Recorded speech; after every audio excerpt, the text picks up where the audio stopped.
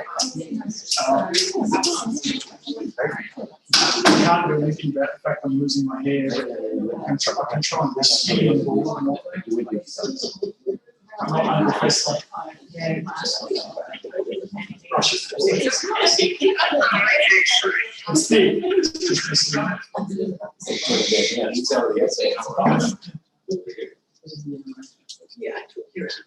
Thank you, councillors. I can confirm that we are now back live streaming. For those who may be listening to our ordinary meeting of council, I'll now please call an elected member to move a motion that we go back into standard orders. Thank you, Councillor Campbell, and seconded by Councillor Fuller. I'll put that motion on the vote. Against? Declare the motion carried. Councillors, next we're moving on to item number 8. And I do apologise, but there is a late Merrill minute. I have placed a report in front of you. I will be brief. The Merrill minute is in 3 parts, and I will read that to you, and then I'll give some background information. So, my recommendation, the motion that I'll be putting to you and shortly putting to a vote is that council.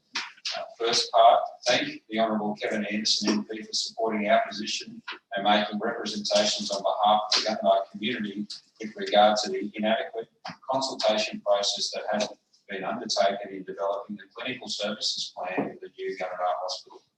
2 formally calls on the New South Wales Minister for Health to place the draft clinical services plan on public exhibition for a period of 2 weeks and accept public feedback on the draft.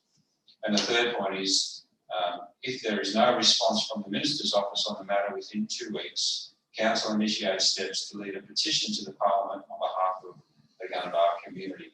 In brief, councillors, I'll remind you of our media release that was put out on the 5th of February. And basically it talks about, well, I'll read it.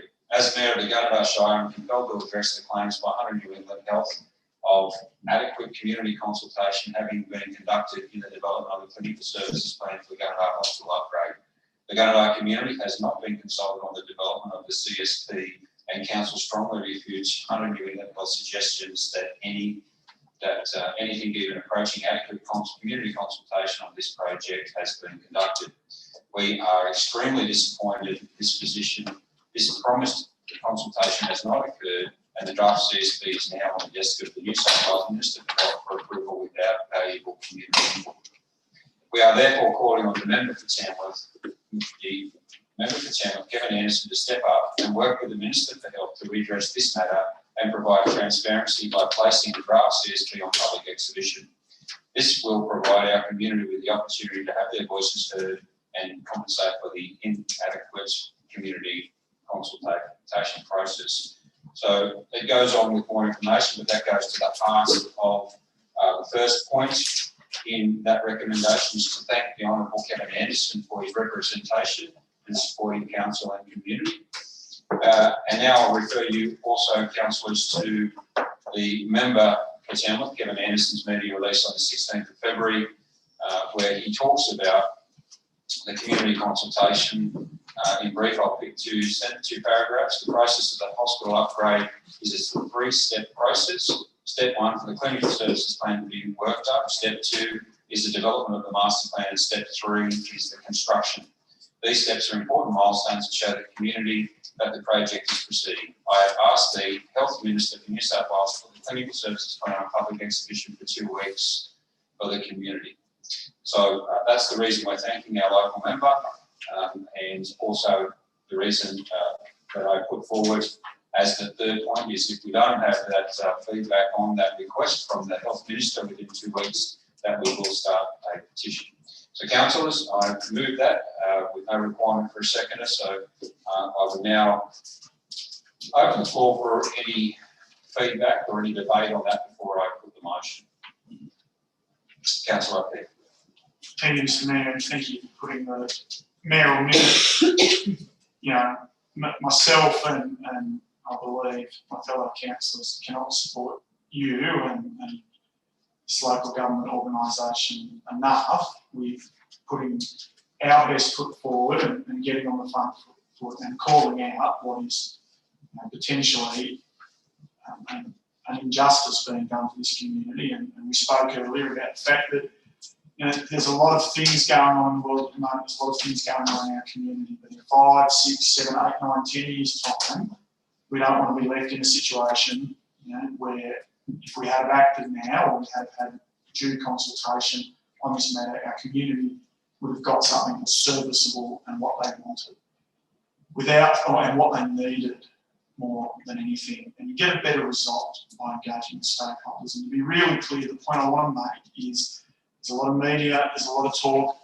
New England Health are very committed to the line that they have consulted. The problem is they spent 18 months informing the community that we will consult, and now they're resolute in informing the community that we have consulted and accounting the information sessions that they've delivered as that consultation. That doesn't meet my, or I believe anyone else's, definition of what consultation is. Consultation is putting an opinion forward and looking for feedback. It's seeking feedback. It's seeking information. It's giving buy-in to members of the community or other stakeholders about what it is you're trying to achieve.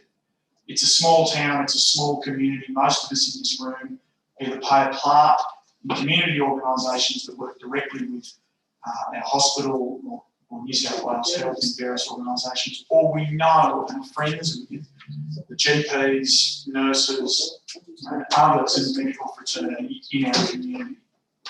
Therefore, we're all aware and easily able to truth test or fact check whether or not consultations occurred. And loud and clear, every single one of us are being told it's not happened. Absolutely nothing. So the only hope, in my opinion, for consultation to occur is for your mayoral minute to get up. And it's for the draft plan that's been developed in isolation and without consultation to be shared as a draft, so the community, granted, I am far from an expert at what a hospital should look like or what clinical services should look like. But there are many who have been committed to our community and keeping it afloat for some time, who know exactly what we need and exactly what we can or cannot support, and they need the opportunity to offer an opinion on this document. Thank you, Councillor O'Keefe. Any further questions or comments, councillors, before I put the motion? That be the case, I'd like to put the motion. All in favour? No. I'll call that unanimously supported. Thank you. I do appreciate your support. We'll now move on to the General Manager's reports, and I'll hand over to Mr. Brock to detail his recommendations, starting with the first item, which is 9.1, grant applications leaving RF round 5. Thank you, Mr. Brock. Thank you, Mr. Mayor, and through you, good evening, councillors and all. This item, the recommendation is requesting council's endorsement for applications under round 5 of the Federal Building Better Region Fund, with details as outlined in the report. For Gunnedah Koala Park, the amount of $1.75 million, and for Gunnedah Sayards, the amount of $2.5 million. I just stress that there is no further funding required from council to match these applications, as sufficient funding is already there to meet the required funding criteria. Thank you, Mr. Groff. I call for elected member. Thank you. Councillor Fuller has moved that motion, and it's seconded by Councillor Moses. Councillor Fuller, as the mover of the motion, do you wish to speak to the motion? No, thanks, Mr. Mayor. I'll now open to elected member who'd like to speak against the motion or ask a question. Councillor Moses is the seconder to the motion. Do you wish to speak? No, thank you, Mr. Mayor. Councillors, before I put this motion, are there any questions or comments? Be the case, put the motion. All in favour? Against? Okay, that motion carried. Moving on to the next item, 9.2, which is Sister City and Friendly Relationship Working Group. Thank you, Mr. Rock. Thank you, Mr. Mayor, and once again through you, the recommendation here is that council endorses changes to the Sister Cities and Friendly Relationships Working Group membership as discussed at the most recent working group meeting, and also note the inclusion of Mr. Robert Hoddle should those changes be approved as the additional community representative. Thank you, Mr. Groff. I'll now call for elected member to move that recommendation. Thank you, Councillor Swain, and seconded by. Thank you, Councillor Brooks. Hand went up first. Thank you, Councillor Swain is moving the motion. Wish to speak? Just quickly, so it's appropriate with Mr. Hoddle's connections, Mr. Mayor. Thank you. Thank you. Now call for elected member who'd like to ask a question or speak against the motion. Councillor Luke is the second of the motion. Wish to speak? No, thank you, Mr. Mayor. Be the case, I'll put the motion on in favour. Against? Declare that motion carried. Moving on, item 9.3, local government procurement rebate. And I'll hand back to Mr. Brock to detail the recommendation for you. Councillors, this recommendation in brief is requesting the council endorse the handing over a procurement rebate from local government procurement to the Nemo Council's Nemo Unlimited Group on the condition that they used to offset our costs with Nemo Unlimited for the vendor panel. Thank you, Mr. Graf. Thank you. Councillor Hook has moved that motion, seconded by Councillor Campbell. Councillor Hook has moved the motion. Wish to speak to the motion? No, thank you, Mr. Mayor. Now call for elected member who'd like to speak against the motion and ask a question. Councillor Campbell is the second of the motion. Wish to speak to the motion? No, thank you, Mr. Mayor. By the case, I'll put the motion on in favour. Against? Declare that motion carried. That's the last report from our general manager in relation to the ordinary meeting in February. So we're moving on now to items in section 10, which is the Director of Corporate and Community Services reports. I'd now like to call on Mr. Foreman to detail his recommendations, starting with his first item, which is 10.1, meeting dates for ordinary meetings to August 2021. Thank you, Mr. Mayor. The recommendation is that the information be received and noted, and the proposed meeting schedule up to August 2021 be endorsed, and the council hold a meeting in Breeza Hall on the 17th of March 2021. Thank you, Mr. Foreman. Call for elected member. Thank you, Councillor Bullock has moved the motion, and Councillor Moses was the second of the motion. Councillor Bullock, you wish to speak? No, please, thank you, Mr. Mayor. Do I have elected member who'd like to ask a question or speak against the motion? Councillor Campbell. Yes, thanks, Mr. Mayor. The meeting in August, normally it's been the week before, actually, not the week after. It's wondering why it's changed this year. Through you, Mr. Mayor, yes, it has normally been held the week before our group, but this time the recommendation is to hold it after, as there are some financial reporting requirements that we would be best to have another week to be able to meet those. Thank you. Councillor Moses, second of the motion. You wish to speak? No, thank you, Mr. Mayor. I'll now call for elected member. If you'd like to speak against the motion, ask a question. Be the case, I'll put the motion all in favour. Against? Declare the motion carried. Moving on, 10.2, which is the 2017 to 2021 delivery program progress report as at the 31st of December 2020. Through you, Mr. Mayor, this report presents the delivery program progress report, and the recommendation is the report be received and noted. Thank you, Mr. Foreman. I'll call for elected member to move that recommendation to become a motion. Thank you, Councillor Luke. And seconded by? Thank you, Councillor Swain as the second. Councillor Luke, do you wish to speak to the motion? No, thank you, Mr. Mayor. I have an elected member who'd like to speak against the motion, ask a question. Councillor Swain as the second of the motion, wish to speak? No, thank you, Mr. Mayor. Okay, that be the case, then I'll put the motion all in favour. Against? Declare that motion carried. I'll hand back to Mr. Foreman to detail 10.3 policy, model internal reporting policy. Thank you, Mr. Foreman. Thank you, Mr. Mayor. The officer's recommendation is that the revised model internal reporting policy be adopted. Thank you, Mr. Foreman. Now call for it. Thank you, Councillor Swain has moved that recommendation to become a motion, and the seconded by Councillor Moses. Councillor Swain, do you wish to speak to the motion? No, I don't think so, thanks, Mr. Mayor. I'll now open the floor for elected member who'd like to speak against the motion, ask a question. Councillor Moses is the second. Do you wish to speak? No, thank you, Mr. Mayor. Be the case, I'll put the motion on in favour. Against? Declare that motion carried. Moving on to the next item, when we have a declaration of interest from Councillor Hasler, who will be leading the chambers with the debates and the determination. Ms. Mark, if you please have the record show Councillor Hasler has left the chambers. I'll hand back to Mr. Foreman to detail item 10.4, which is Arts Canada renewal of agreement. Thank you, Mr. Foreman. Thank you, Mr. Mayor. The officer's recommendation is that council endorse the attached renewal agreement with Arts Canada. Thank you, Mr. Foreman. I'll now call for a mover of that recommendation to become a motion. Thank you, Councillor Luke, and seconded by Councillor Swain. Councillor Luke, do you wish to speak to the motion? No, thank you, Mr Mayor. No elected member who'd like to ask a question or speak against that motion? All very quiet today. Councillor Swain is the second of the motion. Just a comment, Mr Mayor, just to say it's a good partnership. We've had this for quite a few years and it's a good partnership. Thank you. Thank you, Councillor Swain. Education, going for that motion, on favour? Against? Declare the motion carried. We could, thank you, Councillor Hook. We could ask Councillor Hasler if you'd like to join us back in the chambers. Ms Markey, if you could please have the record show Councillor Hasler has joined the chambers.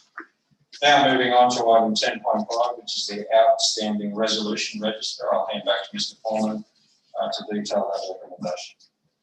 Thank you, Mr Mayor. The outstanding resolution register is presented for the information of councillors, and the recommendation is the information be received and noted.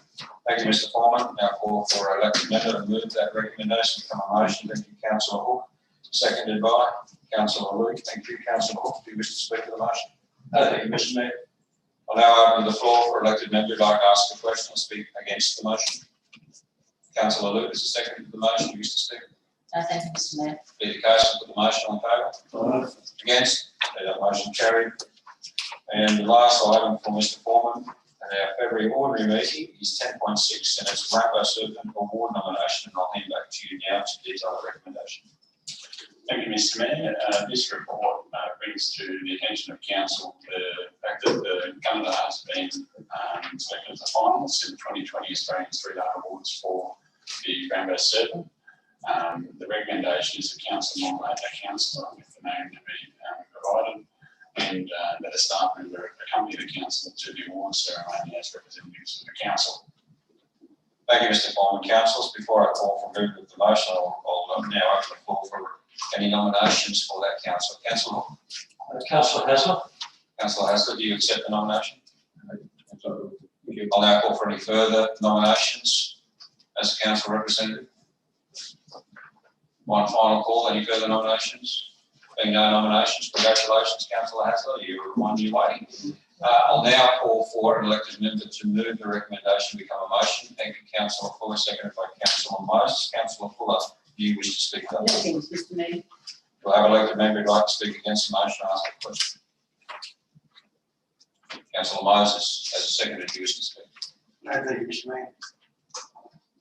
Can I just make a quick comment, Mr Mayor? Just, I don't think we should pass over this so quickly. It's been a great initiative. It's gone on for quite a long time, and congratulations to everyone who's been involved, from the very first nucleus to the idea to the final fruition of it trickling down the footpath. So I think it's a great initiative for our community, and well done to everyone involved. Thank you, Councillor Swain. I echo those comments. I'll now put the motion on in favour. Against? Unanimously supported. Thank you, Mr Foreman, for your content for our February ordinary meeting. Moving on now to the Director of Planning and Environmental Services reports. I'll now call on Mr Johnson to detail his recommendation, starting with his first item, 11.1, Shop, Local and Win Christmas Campaign Report 2020.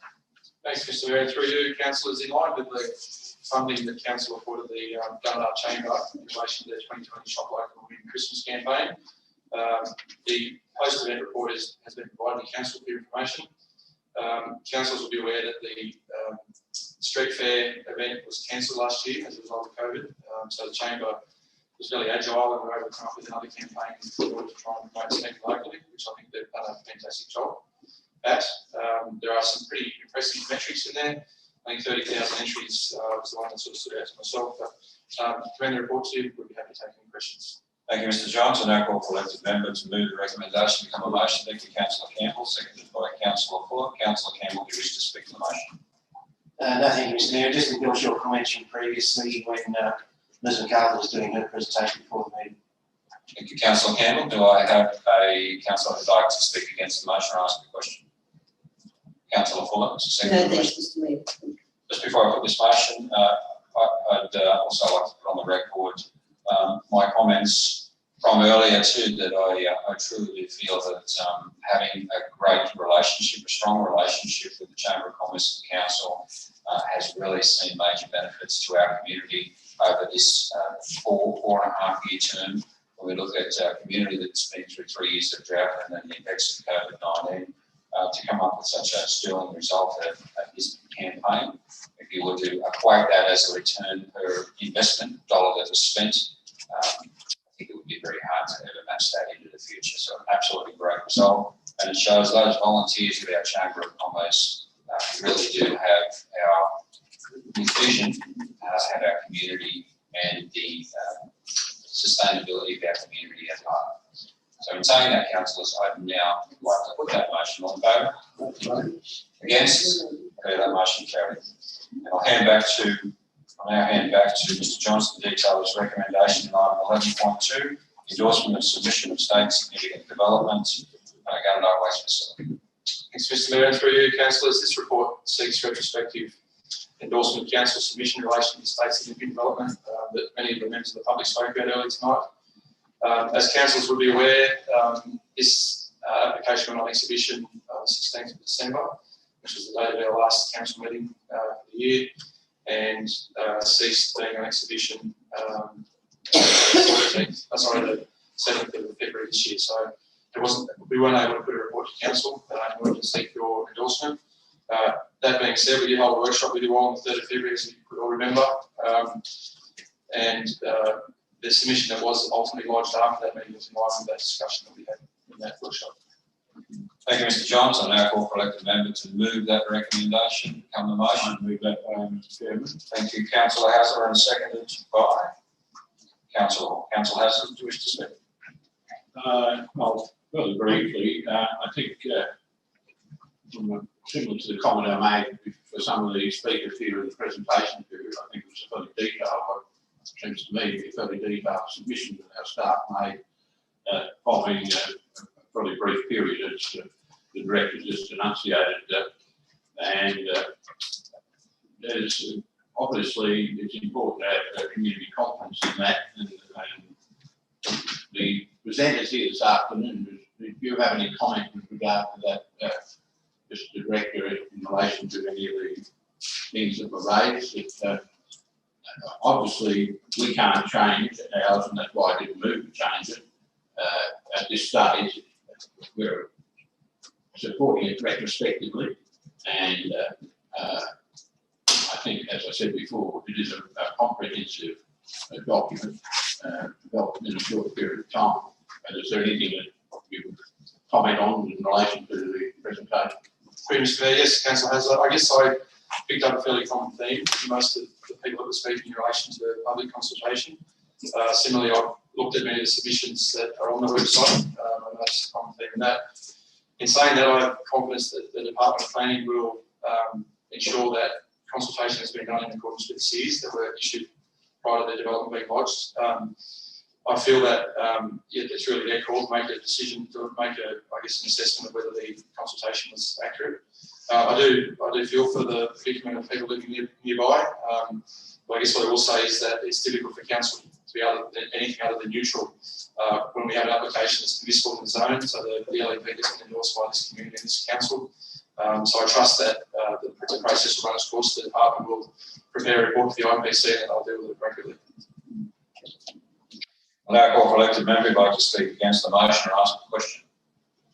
Councillor Hook is the second of the motion. Used to speak.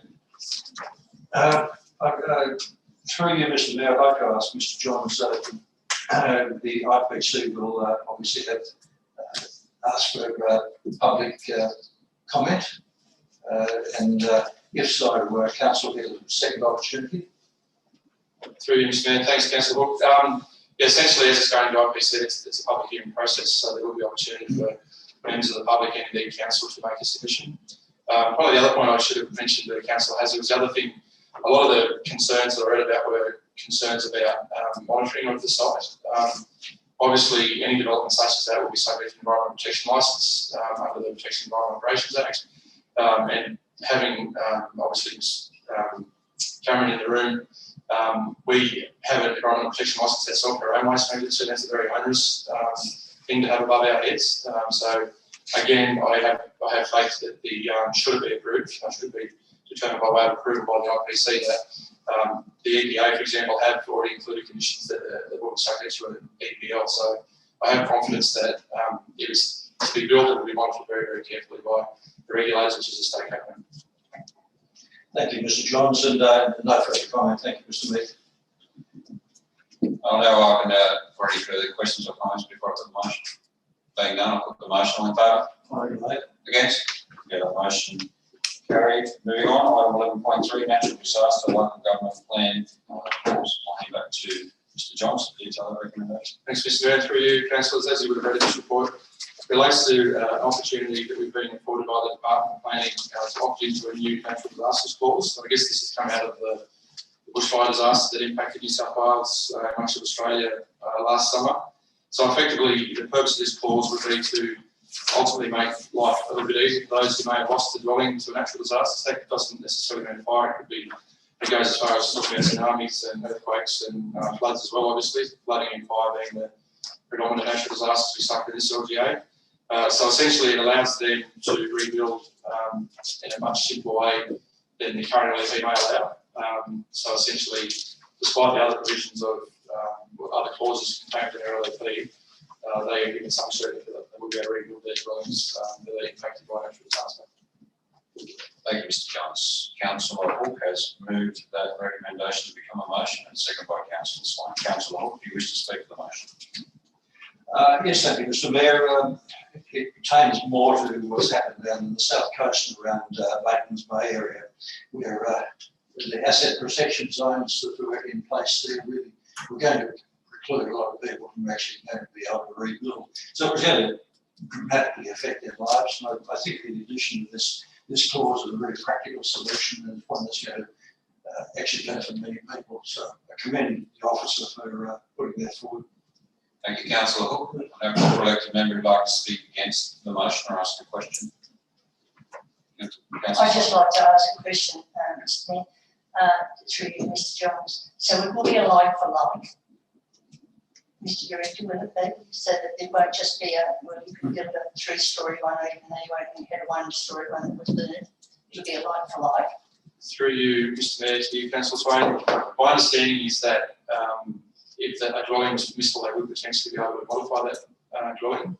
So it doesn't mean it doesn't mean that they don't require consent. It just means that it won't be prohibited by some other clause in the LEP. I might just refer to Mr. O'Malley. Do you have any more information on that? Yeah, no, that's correct. The main thing is that the in our current LEP only allows us 2 years. You have to lodge your application within 2 years. This new clause will allow them to 5 years to lodge the application. But if a house burns down that was lawfully approved, you can then lodge a development application, but you have 5 years to do that. I think the finding in the real world with clean-up insurance and that for 2 years isn't long enough. But you could go from a single-storey to a 2-storey house, so long as it was lawfully erected originally. Yeah.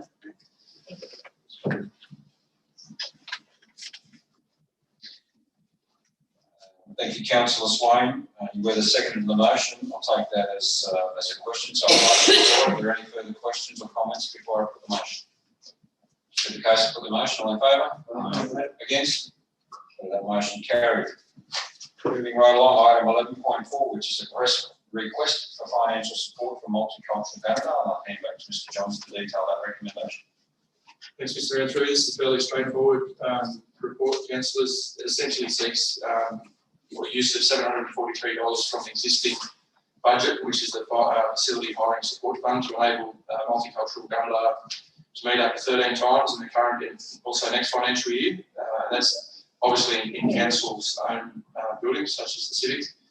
So essentially, it'll be paying us to allow them to use the facility. And the purpose of it is just to help them to get off the ground. Obviously, they haven't been able to do much fundraising at this stage, being a fledgling organisation. I'd imagine that down the track they'll be able to be self-sufficient. Thank you, Mr. Johns. Call for a move of the recommendation. Come a motion. Thank you, Councillor Hasler has moved it. Councillor Moses has seconded.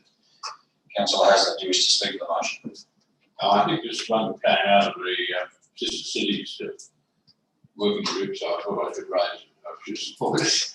But with the emphasis on what you've just said, that it's only for a 12-month period, one would hope that once they get going and get established, that they'll be able to pay their own fees going forward. So it's modelled on, we had visitations from people from Tamworth, what they're doing over there, and I think we need to support it. We have a growing significant multicultural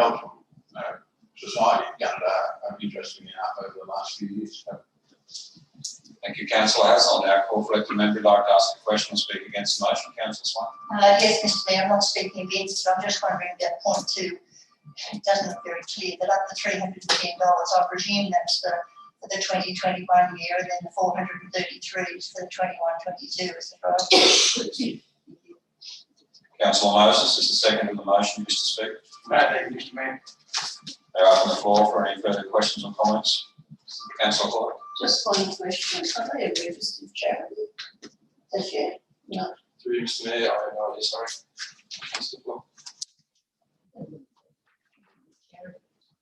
Before I put this motion, councillors, I'd also like to add, as my fellow Councillor Haslett, I'd like to add my support. This organisation, there was an enormous interest from our community. The council proactively supported the information sessions in partnership with Multicultural Tamworth. Unfortunately, COVID-19 really affected the ability for this organisation to come forward and to start to do what they intended to do, which was become a voluntary support group for people who are coming into our community to take up employment opportunities or lifestyle opportunities from other nations. So it was unfortunate that had to be paused because of COVID-19. I believe there is a desperate need in our community currently, but also as we look at advertising, not just regionally, but in some points nationally, about deliverability and investment opportunities in Canada, as we're trying to attract investment and population because of our job vacancies, we can expect that a high percentage of people from other nations will be looking favourably on Canada as a place for them to come and have their opportunity in this great nation. So I feel this organisation will play a very strong part in our future success in that endeavour to bring the people forward and to possibly, quite hopefully, bring some of those highly skilled people into our community to take up those positions. So I'm very, very happy to support that, and I hope my fellow elected members are. In saying that, I'm now going to put the motion. All in favour? Against? Okay, that motion unanimously supported. The next item I have a declaration, so I'll be leaving the chair, and the Deputy Mayor will be guiding you through this next item, 11.5.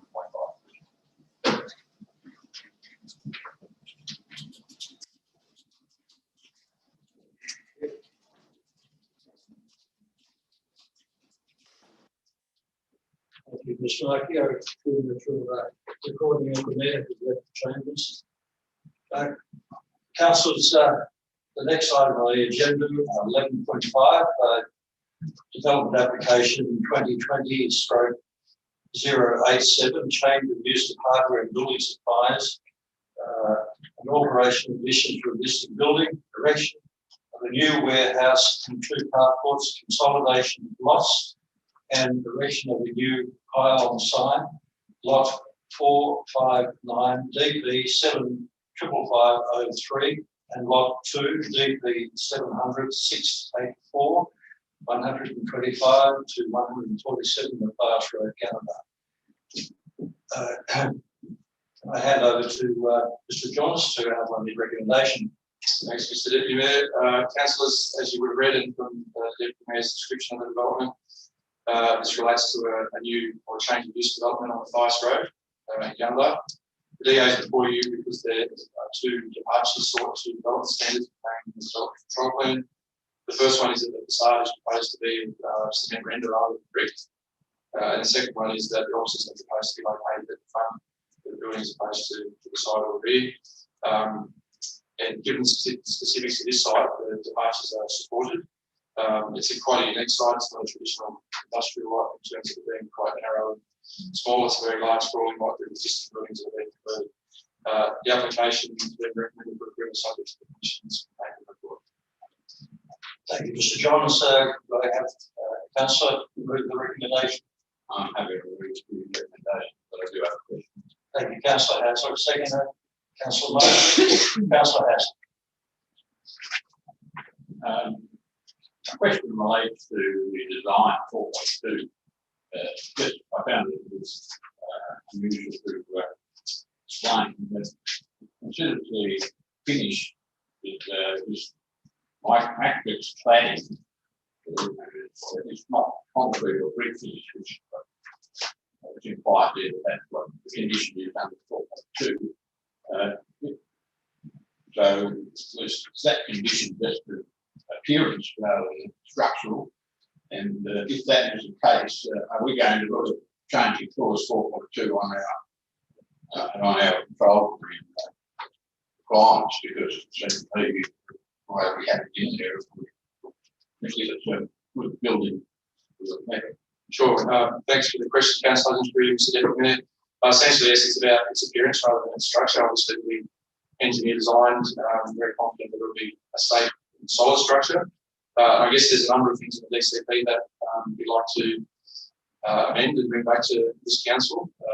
Now that we have a strategic planner, we hope to do that in the next probably 12 months or so, or even at least 6 months. Yeah, it's just one of those things. The intent was for appearance. We feel that the material proposed are going to achieve that. The words that can be saved in that. Thank you, Mr. Johns. I have a councillor who wishes to ask a further question or to speak against the motion. Councillor Moses has seconded. Do you wish to comment? No, thank you, Mr. Mayor. Then I'll put the motion. All those in favour? Against? The motion is carried unanimously. Can someone, thank you, Councillor Moses. Ms. Markey, can you let the record show that the Mayor has returned to chambers?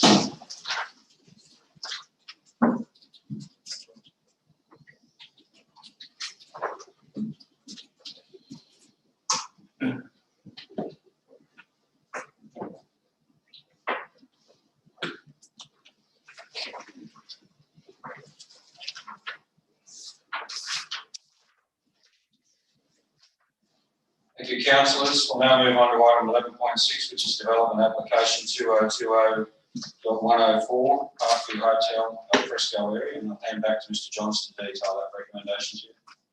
Thanks, Mr. Mayor. And through you, councillors, this report relates to the establishment of an alfresco area on Council's Road Reserve, aka footpath, outside the Parkview Hotel in Fondley Street. The report is before you because it is a project proposed on council-owned land. Thank you, Mr. Johns. Now call for elected member to move that motion. Councillor Hasler, move. And second. I'm happy to move.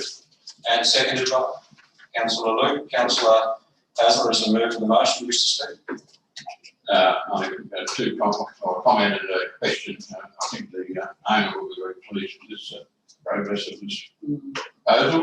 But does Councillor looking at your diagram here, are we required to do anything in this development, or is this all on what's already present curve, the government curve is? There's no change to that. Yeah, 3%, that's correct, Councillor Hasler. It's essentially sitting on top of. Yeah. Thank you. Now call for Councillor Swain. You have a question? Yes, Mr. Mayor, I had actually a comment and a question probably. The question is, because it's built on council road, which sounds a bit silly when it's a footpath, do we have any liability? Thanks, Mr. Mayor, and through you, Councillor Swain, essentially, as they're conducting business on council's footpath, they will be required to provide, to join with council insurance. I think it's $20 million instead we require. And essentially that, as us being a listed party on that insurance would cover us, and then it'll be picked up in the Section 68 group, which follows the DA. And just the other, I guess, question that I put to Mr. Johns just a little bit earlier, just for clarification, my concern was in access for people who are disabled or visually impaired. But would you just explain your comment, please? Thanks, Councillor Swain, for the question. So essentially, Councillor Swain asked me earlier how a, say, visually impaired person would interact with this new structure on footpath. So essentially, what the developer does is creates a new shoreline. So generally, people who are visually impaired and have a cane or something similar, and they use the shoreline or the front of the buildings to guide them on their way through the street. So essentially, one of the conditions and one of the requirements of this development will be that there's I guess a board or something at the bottom of the barricade that's being put up such that it creates a new shoreline. There won't be the opportunity for a walking cane to go, a visually impaired person's cane to go underneath that structure and cause a trip. So we're very comfortable that this is a good solution to solve Councillor Lucas, second of the motion. Do you wish to speak? No, thank you, Mr Mayor. Now call for active member. Are there any further questions? Councillor Cameron. With regard to the consumption of alcohol in that area, is that covered under the alcohol rezone? Thanks, Mr Mayor, and through you, thanks for the question. So we've been speaking with the police fairly heavily. Council will recall there was a resolution come to council some time ago that essentially allowed us to create these areas on the footpath in certain circumstances. So essentially it becomes a licensed area and does become exempt from that alcohol-free zone. I may just ask one question of the officer in the report on figure 1, site location, figure 2, section of the northern elevation. It shows that there's a 1 metre clearance on the closest corner between our brick facade and this border that will be put or constructed. My question is, for people in wheelchairs and other mobility equipment, will that be adequate to, say, pass pedestrian and have a safe access for that? Thanks for the question, Mr Mayor. Even though it doesn't appear that dimension is 1 metre, I would suggest to you that it's probably 2 metres. You can see where the 1 metre mark starts on the edge of the barricade and finishes in the middle of the path. I can't explain why the planning bureau has done that, but to me, my understanding is there's approximately 2 metre. There's a 1 metre with the pole. Okay, so there's actually more than, there's closer to 2 metres through there with the pole in the middle. So we're comfortable there's adequate access. Okay, well, we've had questions and speak for, so I'm going to put that motion. All in favour? Against? Okay, the motion carried. Moving on, item 11.7, development application 2020/106, installation of physical barrier at the Clubhouse Hotel. And I'll hand back to Mr. Johnson, please. Sorry. My notes say Clubhouse and Courthouse. I'll hand back to Mr. Thanks, Mr Mayor. Through you, as you've outlined, it's a very similar development to the previous one, only at the Courthouse Hotel, also in Condilly Street, very similar conditions proposed for this application. And again, it's before you because it's on council representative. Thank you, Mr. Johns. Now call for elected member. Thank you, Councillor Hook, and seconded by Councillor Fuller. Councillor Hook, do you wish to speak to the motion, Mr. Mayor? Only to say, I think it looks like a very, very good addition to the footpath. I think they've gone a long way to really beautify that corner, and congratulations to them. It's been a long time coming, and I just hope that the reward is there for them. And thank you very much for putting this forward. Now call for elected member who'd like to speak against the motion. Councillor Fuller is the second of the motion. Wish to speak? No, Mr Mayor, other than to say that this is a trial for Gunnedah. We are the first in the state with the police to do that footpath trading that we're doing. So they're closely monitored Gunnedah. So thank you. Is that because of the alcohol? Yes. Are there any further questions or comments, councillors, before I put the motion? Councillor Swan? Yes, sorry, Mr Mayor, just something I thought of. Is this enclosed within the building? So would the patrons have to go inside the building to be able to get out into this area? I mean, probably to do with the both developments. Through you, Mr Mayor, thanks Councillor Swain for the question. That's exactly right. That was one of the things that we met with police on site. We've only met with police on site. And there's the one entry and one exit into the pub, and you cannot access this area without having been in the pub first. So particularly in COVID world we live in now, it allows them to sign in. And the purpose of the barriers is actually to stop other people getting into the licensed area. So they would have to enter another licensed area and potentially be breaching legislation in order to do that. So it's been designed very specifically for that purpose. Thank you, councillors. I'm now going to put the motion. All in favour? Against? That motion carried. Moving right along. Next item is 11.8, modification development application 2013/046.003, modification to site servicing strategy for King Street. Thank you, Mr. Jones. Thanks, Mr Mayor. Through you, councillors, this report seeks a modification to the servicing strategy for a subdivision the council's already approved last year.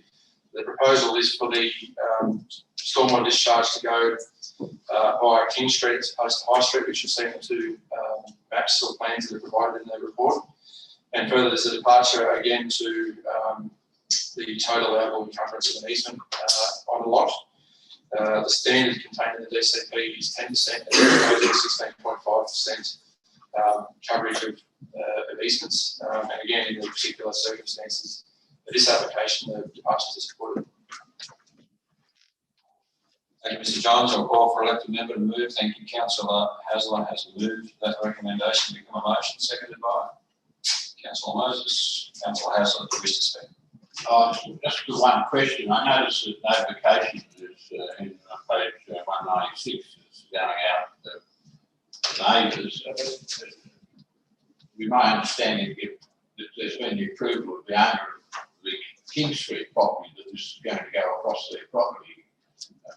Is that the case? That there's been a discussion with them and they're okay with that? Or through Mr. Mayor, I might defer to Mr. Hudson on that. My understanding is that if he was not the owner, we would have had to have had owner's consent before we could accept this application. So that would be That's correct. So the application included owner's consent from the landowner in King Street. Now open to the floor for any questions or comments, councillors. Councillor Moses, second the motion, wish to speak. No, thank you, Mr. Mayor. Be the case for the motion, all in favour? Unanimously supported. Moving right along, next item 11.9, planning proposal to amend the Gunnedah LEP 2012. I'll hand back to Mr. Johns to detail that recommendation. Thanks, Mr. Mayor. Through you, councillors, you'll be very familiar with this issue. Obviously, it's been addressed tonight by Carol, who's one of the affected landowners.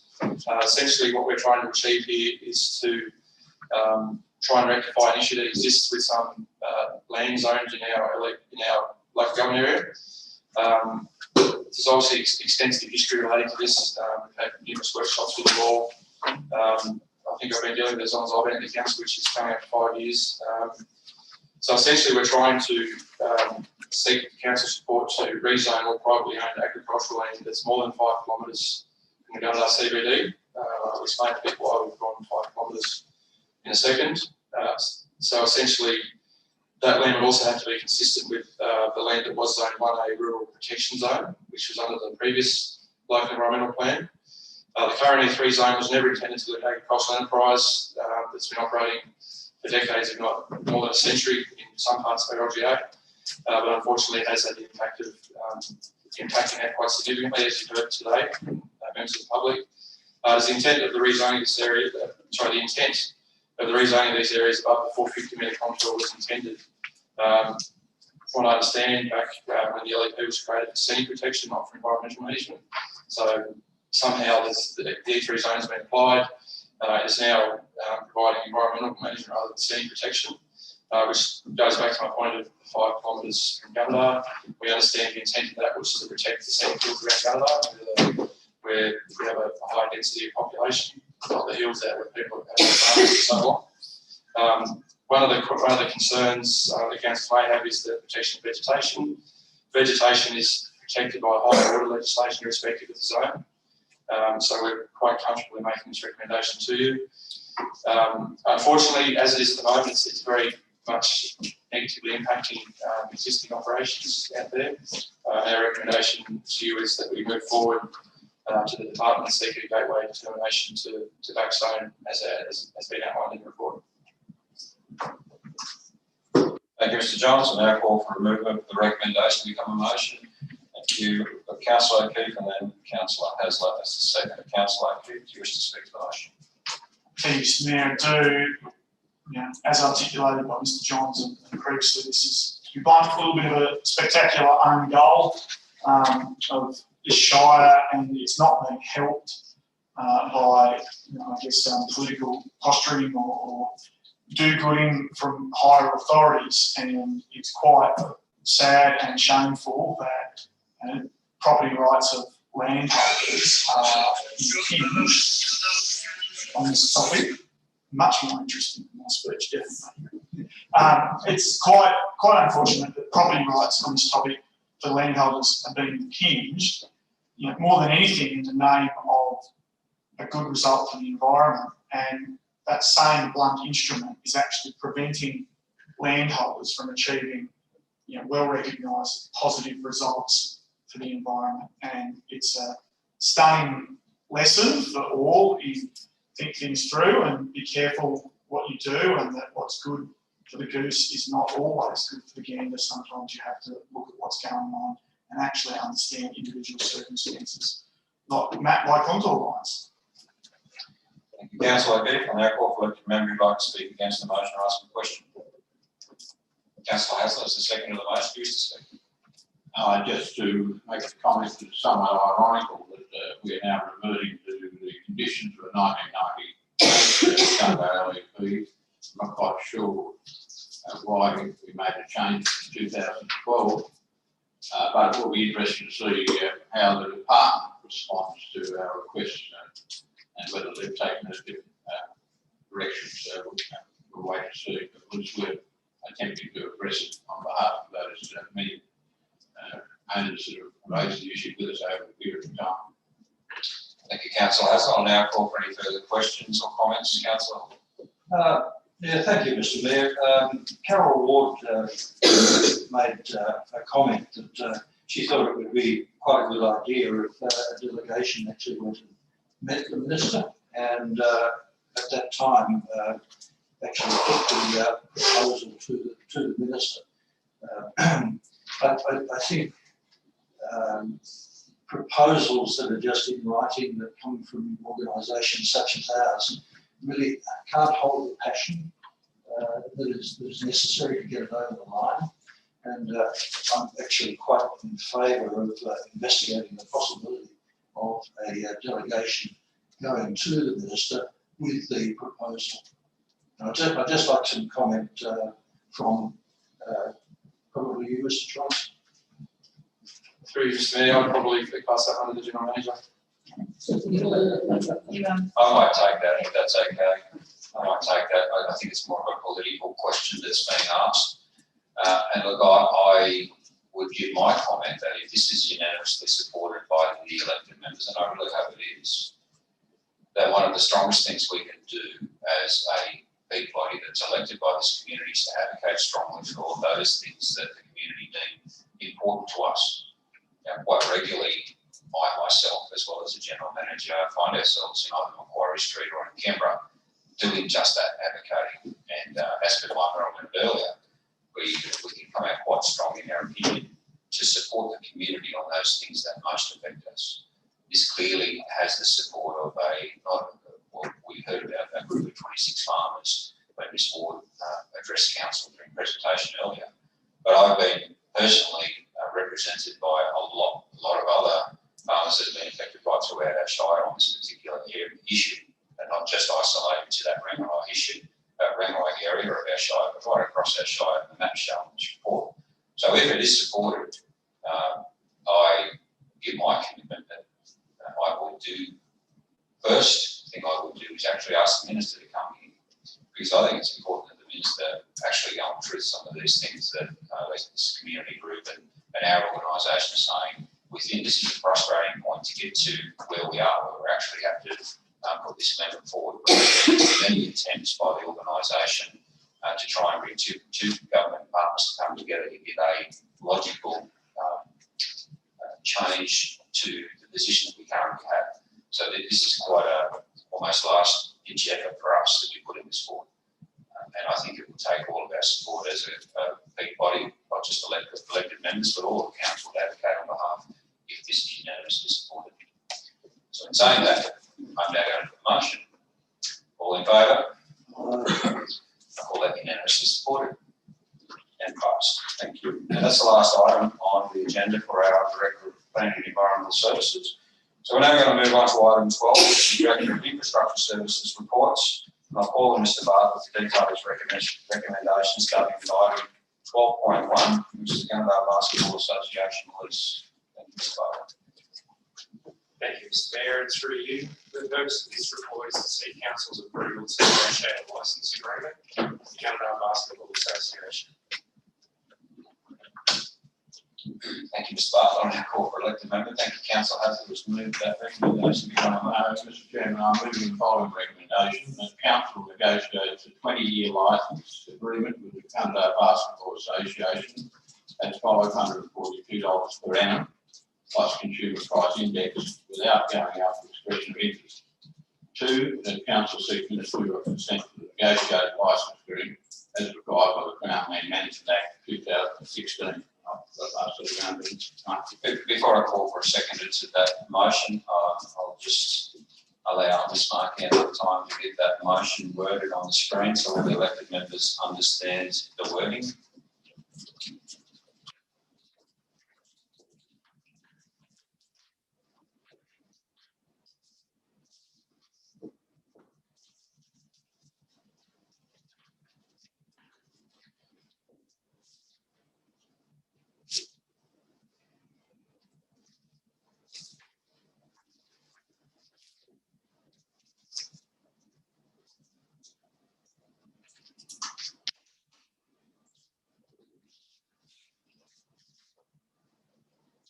Councillor Haslam, if I can ask you please to read the motion that as it's written on the screen and confirm that you're happy with that wording before I call for a seconder to the motion.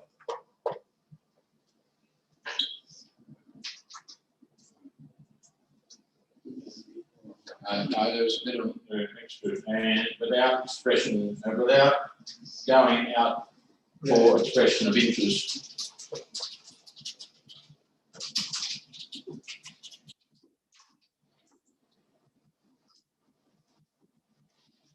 Yes. I'll now call for a seconder to the motion as you see on the screen. Thank you, Councillor Luke has seconded the motion. Councillor Haslam, you have the floor.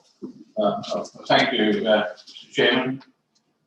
Firstly, I'm a little bit concerned and disappointed that the 10-year lease agreement which was proposed back in 2018 wasn't signed off. We would not have been, I guess, in this position had we had that resolution, but we're in this situation now.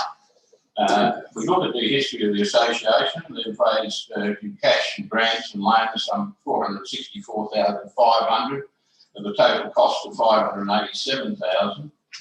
That is some 80% of the building cost of the original building back in 1995, and the then Director of Infrastructure Services said at the opening, Mr. Michael Bryant, that conservatively it would be valued at approximately 800,000 current building costs. That was in 1995 on his first open, when he was gave a briefing note to the Mayor, then Mayor Mr. O'Brien.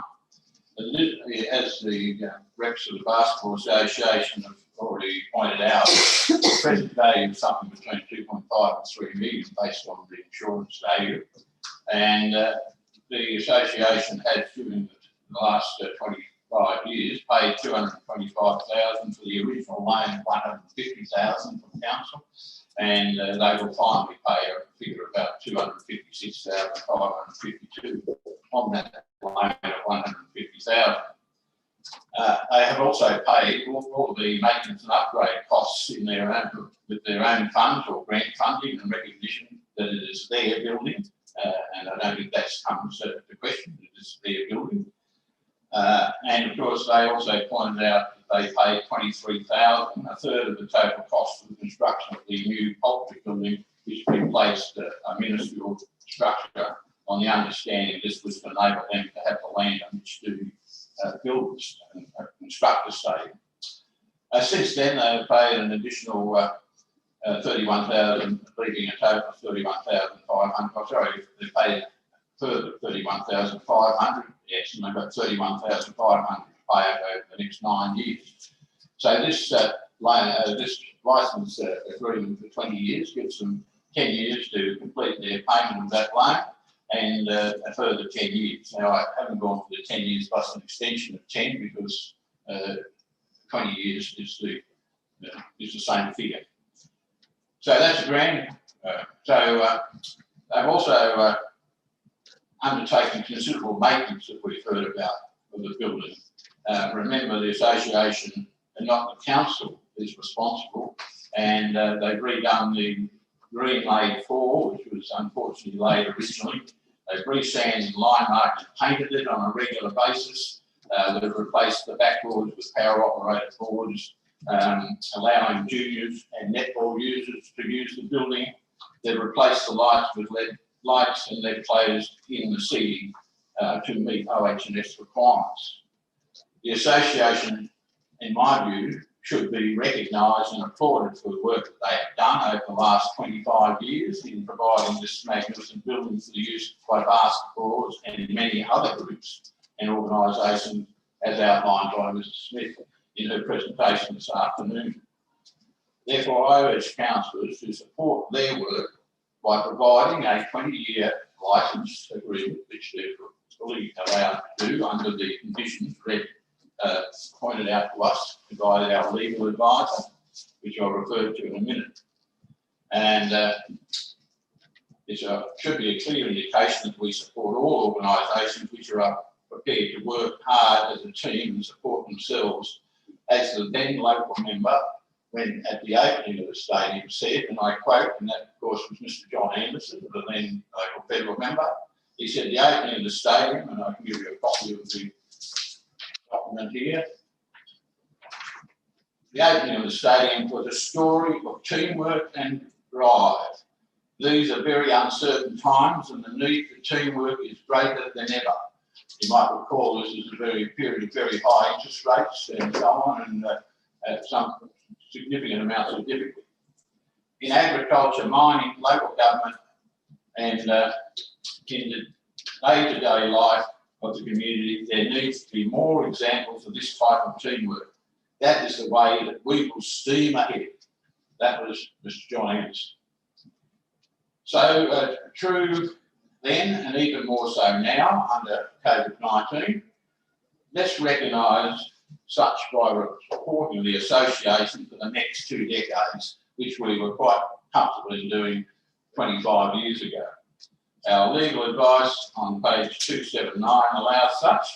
It says council could comply with section 47 if they wish, but there is no obligation. No obligation. So to me, it is very simple. Let's support the association to get on with the business they're focusing on, which is looking after their sport and encouraging young people and older people to participate and utilise that facility to the best possible, the best way possible. Thank you, Councillor Hazel. I now call for elected member who'd like to speak against the motion or ask a question. Councillor Pitt. I've just got a couple of questions initially.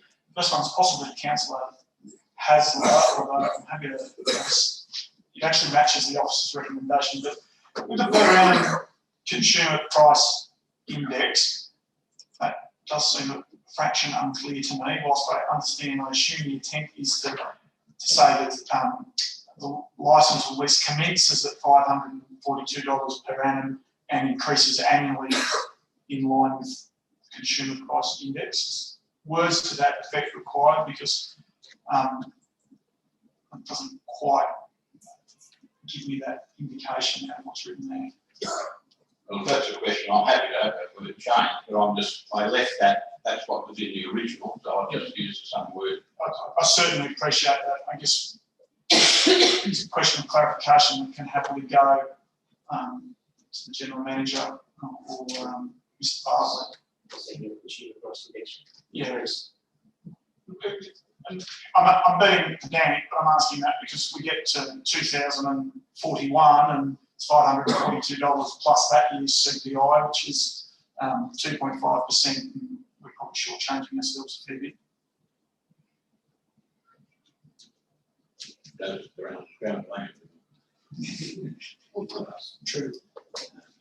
I could change that wording and say per annum plus consumer price index added each year. Increase annual or increasing annual.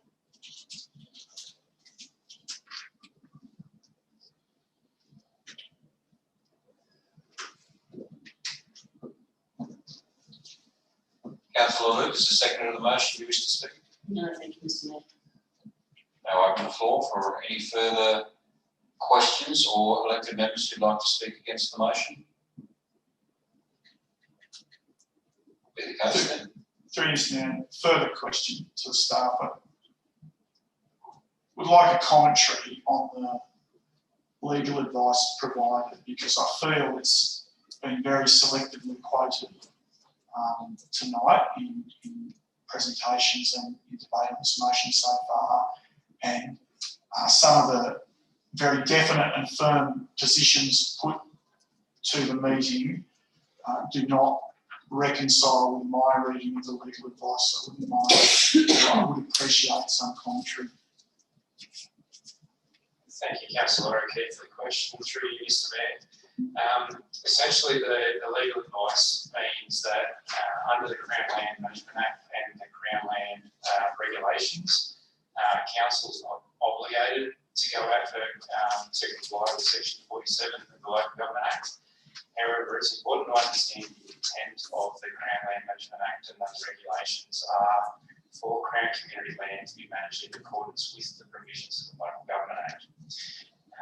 This is an area that there's not precedence or case law yet on. It hasn't been challenged. So it does pose somewhat of a risk, albeit low. So really the question would be for I suppose, for councillors and the Basketball Association, whether both parties were prepared to accept the potential risk that may exist there to the association and its ability to access the premises, should there be some sort of legal challenge. Follow-up question. Without going into the details of why we feel or why the officer's recommendation indicates that a 5-year lease agreement would negate that risk, would structuring a licence to be 5 years with multiple 5-year options negate the risk? So, for instance, if we offered the Basketball Association a 5 + 5 + 5 + 5 year lease agreement, or the option to continue to roll the lease on the same conditions, would that negate the risks we see of a 20-year offer? Thank you, Councillor O'Keefe, for the question. Through you, Mr. Mayor. Unfortunately, no, that would not. The requirements of the Act and regulation are that the limit under the Local Government Act is 5 years, including any extension. Mr. Mayor, if I may, I've become a little bit confused over this. Once the presentation was made, and it was commented that the Crown Land Management Act, the new Crown Land Management Act, doesn't come into effect until the middle of the year. So does that now mean that any legal comment that was made was actually made on the new Act, which hasn't come into effect yet, and we're still operating under the old Act? Thank you, Councillor Hook, for the question. Through you, Mr. Mayor. The legal advice that's been provided applies under the transitional arrangements, which are currently in effect. Those arrangements will change once we get into the middle of this year, when the Act actually comes in force. At that time, I believe the limit, and I need to refresh my memory on this, would be 5 years. Councillors, we've had one speak for the motion. We've had lots of questions, so I think it's clear. If there are more questions, I'm quite happy to continue on. If somebody would like to speak against the motion, I ask you to do so now. Councillor O'Keefe. Mr. Mayor, I'm happy to speak against the motion now on the balance of questions answered. So I need to make a few very clear clarifying statements. This is a frustrating issue for all in the room. The problem is, I feel that almost everyone is motivated to achieve the exact same outcome, which is the Basketball Association having security of tenure over, let's call it the Gunnedah Basketball Stadium. Okay, so that the Crown Land lease or licence that we're talking about here, we're all highly motivated to continue that arrangement, and we seem to be arguing over the specifics of how we best achieve it. And funny thing about legal advice is it's a little bit like common sense. It's not so clear or common. And one mistake that I think we're all making is focusing heavily on the Crown Lands Management Act and ignoring the parts of the advice which says, but by the way, you've got this other act called the Local Government Act, that has some overarching responsibilities for you as a council. I'm not a lawyer, I'm a lawyer for a reason, so I won't profess to lecture anyone on that topic. The problem I have is with all of the facts in front of me and the legal advice and the staff recommendations and the people who are paid, both externally and on our staff, to come up with the right answers on this.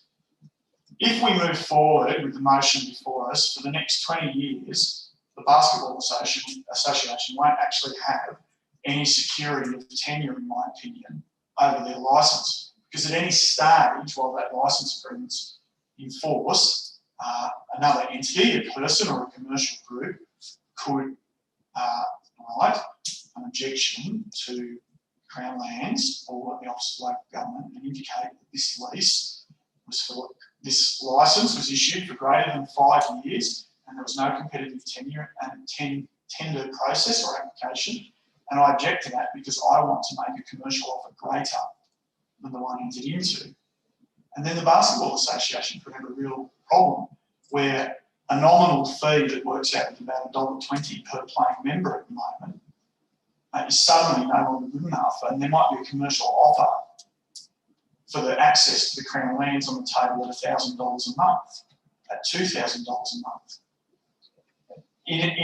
In essence, my objection and my concern is that I'm trying to avoid having to touch base every 5 years and agree to continue the fantastic arrangement that we've had going, very much, and as it should be, but very much commercially in favour of the Basketball Association for some time, and it should be, for all of the reasons others have explained. They're a community organisation, should be supported. But in an effort to avoid having to do that every 5 years, we might actually expose that fantastic community organisation to a greater risk for the next 20. And on that basis, I just want to urge everyone to have their eyes open to the fact that slightly harder path, slightly less popular path of saying, hey, we've actually got to sort this out every 5 years, and it's a very onerous job of signing a licence that says you keep paying this minimum statutory fee and we'll keep granting you access to this facility which you've built for our community and we'll have a great result. In an effort to avoid that, which seems to have been just a little bit too hard for both parties for the last 5 years, we might actually create a situation that in 6 years' time, 6 months' time, 19 years' time, could end up with a pretty tragic result for our community. Thank you, Councillor Keith. We've had one speaker for, one speaker against. Before I give Councillor Hasler a right to reply, I'll ask are there any further speakers for the motion? Councillor Hasler, would you like a right to reply? Yes, Mr. Chairman. The tone of some of this discussion we've had over a period of time now about this appears to me to be directed at finding reasons why we can't give a 20-year lease rather than looking for ways we can. And that's why we asked for legal opinion. And that legal opinion, and I, like Councillor Keith, don't claim to be a lawyer by any means. I was an English teacher and I think I can understand the English language and what's written here. And the question asks, would we need to publicly notify a lease that exceeds 5 years if we were to be paid before July 1 next year? And if there is an objection received during the public notification process and another party is prepared to pay a greater level of rent, then Basketball is to pay what are the implications of the Basketball Association? It says in the next paragraph, which is a response by the legal officer, I spoke to an officer of the Crown Lands who advised me that the council could comply with Section 47 if they wish, but there's no obligation. So we don't have to. I mean, why do we get a legal opinion? And then it goes on to say, if you did publicly notify the licence and there was an objection, then you would need to deal with the objection as you would any other objection. That means you do ignore it. But so let's look at ways by which we can get back to the 20-year lease, which is what was intended originally, which took place in the first 20 years, which should have happened in the next 20 years, and which can definitely for the next 6 months during this transitional period can take place. And we don't have to worry about the different personnel here and whether they have the corporate knowledge dating back, and the people who are running the basketball can get on with focusing on what they're there for. I'm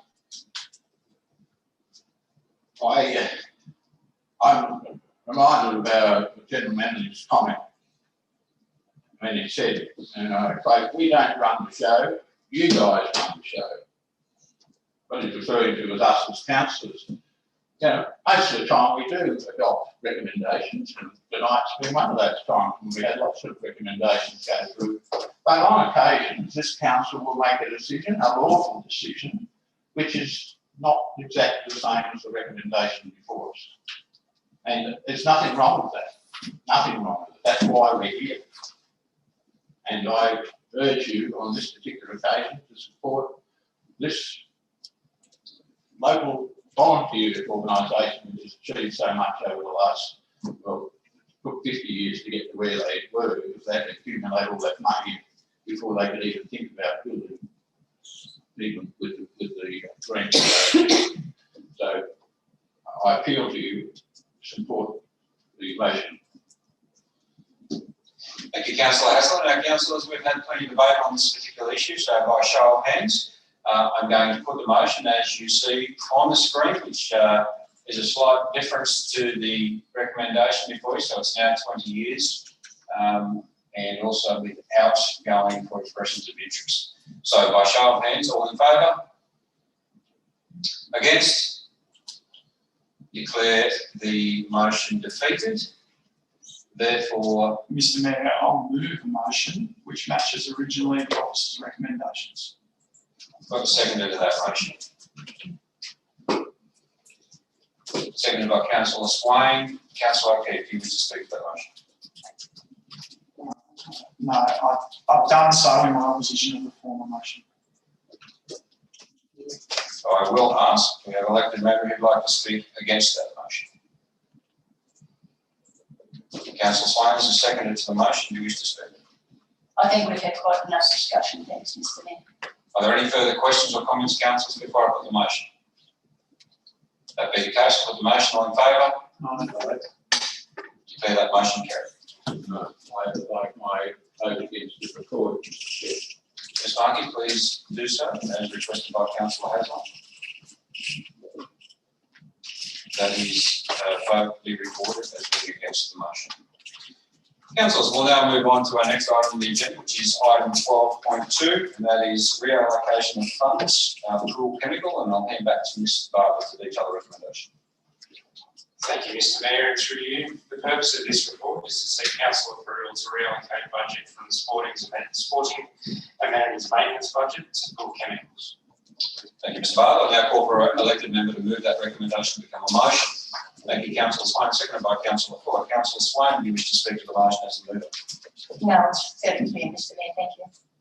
Now I call for elected member who'd like to speak against the motion or ask a question. Councillor O'Keefe. Mr Mayor, through you, just a question. Malfunction of what I assume is quite new equipment costing our community 31K. What's our recourse on that topic?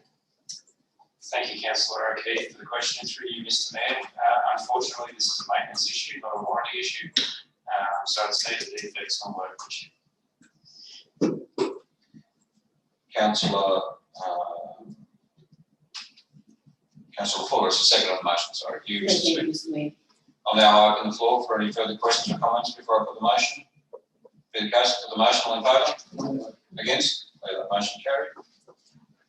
Moving on to the next item, Councillor Hook has declared an interest in relation to item 12.3.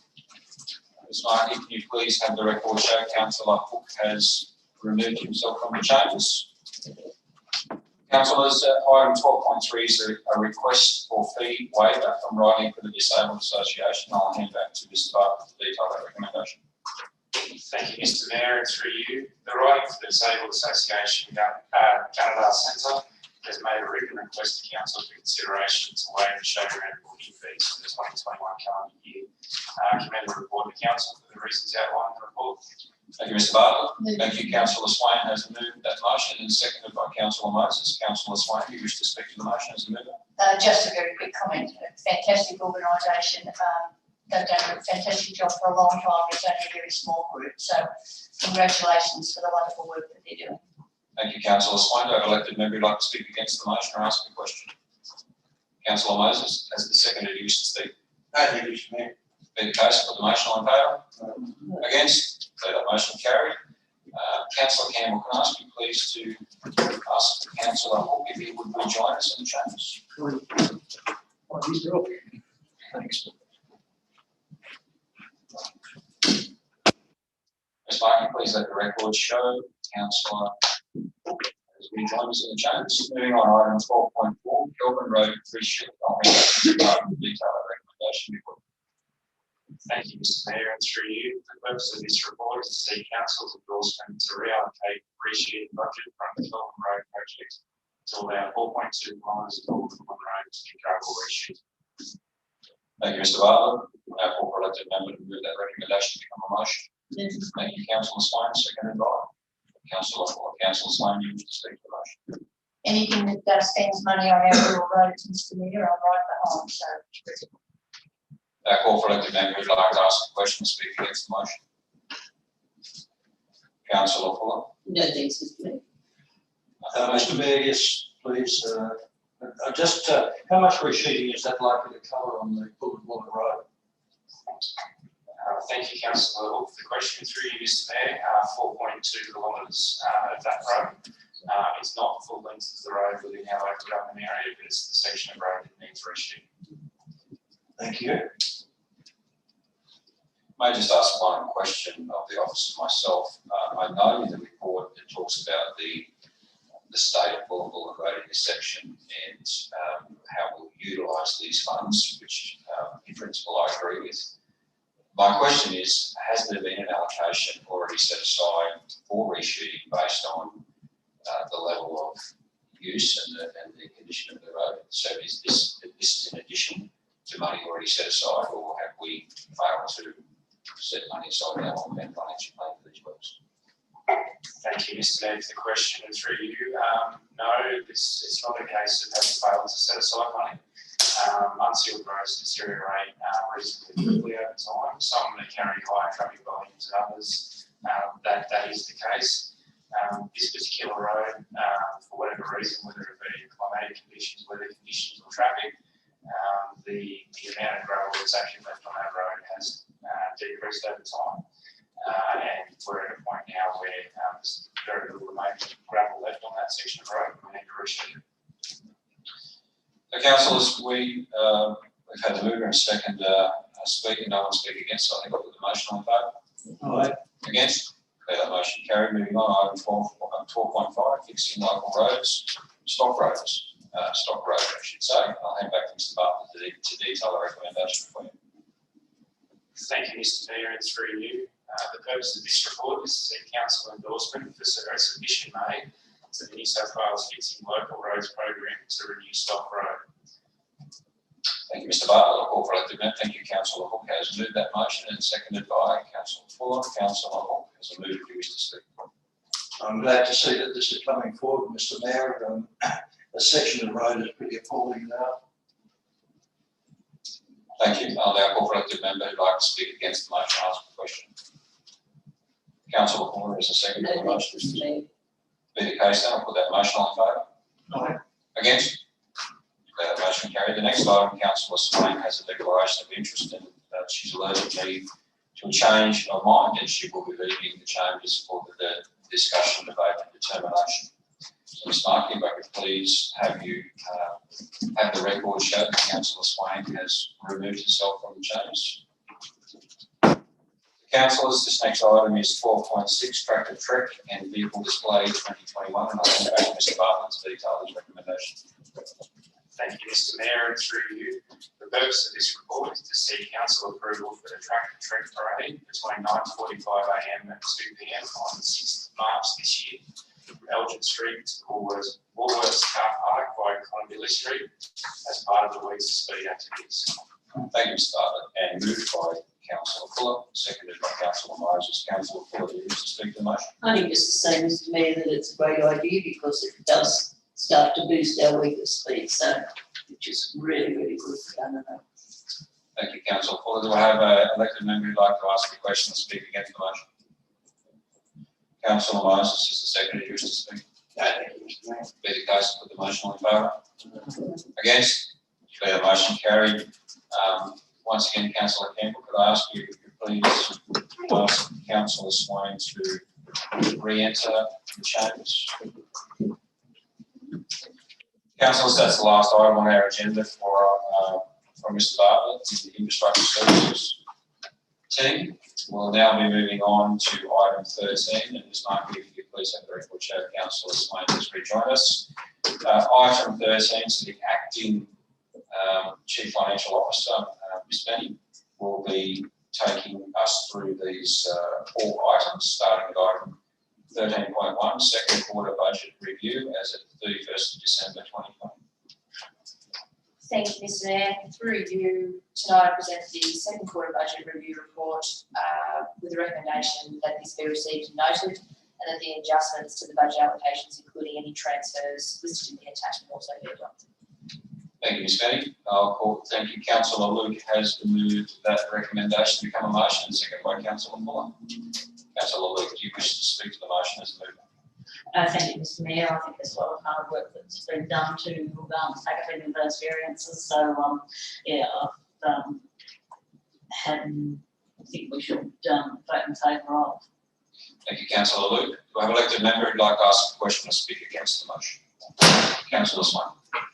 Sorry, Mr Mayor, I just comment through you to Mrs Manny. Is there anything that you want to particularly raise, Mrs Manny, that we should be particularly cognizant of? Nothing that's not in the report. Councillor Fuller is the second of the motion. Do you wish to speak? I need to congratulate the staff. I think they do so much work that's behind the scenes. I wish to congratulate all the staff in that department. Thank you. Do I have elected member who'd like to ask any further questions before I put this motion? That'll be the case. Put the motion in favour. Against? Okay, that motion carried. Thank you. Moving on to the next item, 13.2, second quarter project progress report as at 31st December 2020. I'll hand back to Ms Smith. Thank you, Mr Mayor. Again, through you, present to you the second quarter project progress report. The recommendation being that this is received and noted also. Thank you, Ms Benny. Call for elected member to move the recommendation to become the motion. Moved by Councillor Luke, seconded by Councillor Campbell. Councillor Luke, do you wish to speak? No, thank you, Mr Mayor. I'll open the floor for elected member who'd like to ask a question or speak against the motion. Councillor Campbell is the second of the motion. Do you wish to speak? No, thank you, Mr Mayor. That'll be the case then. I'll put the motion. All in favour? Against? That motion carried. Moving on, item 13.3, recommencement of the debt recovery actions and application of interest charges on overdue rates, charges and sundry debts. I'll hand back to Ms. Smith. Thank you, Mr Mayor. Through you, this report details the steps taken to be where we are at the moment in terms of our debt recovery process, the interest charge and any outstanding debts. Given that previously the council resolved to support our community through the COVID business support package, where we actually stopped recovery of these debts, this report is recommending that we recommence now, and in addition to those recommendations, provide the legislation changes to the Lifestyle Act. Thank you, Ms. Benny. I'll now call for elected member to. Mr Mayor, I'd like to propose a third point to that officer's recommendation. Please share the way. Point 3, that Council investigate a mechanism to facilitate a more compassionate approach to debt recovery. And this really comes out of discussions that we had earlier today with the presentation. Thank you, Councillor Hooks. Are you happy with the wording as seen on the screen?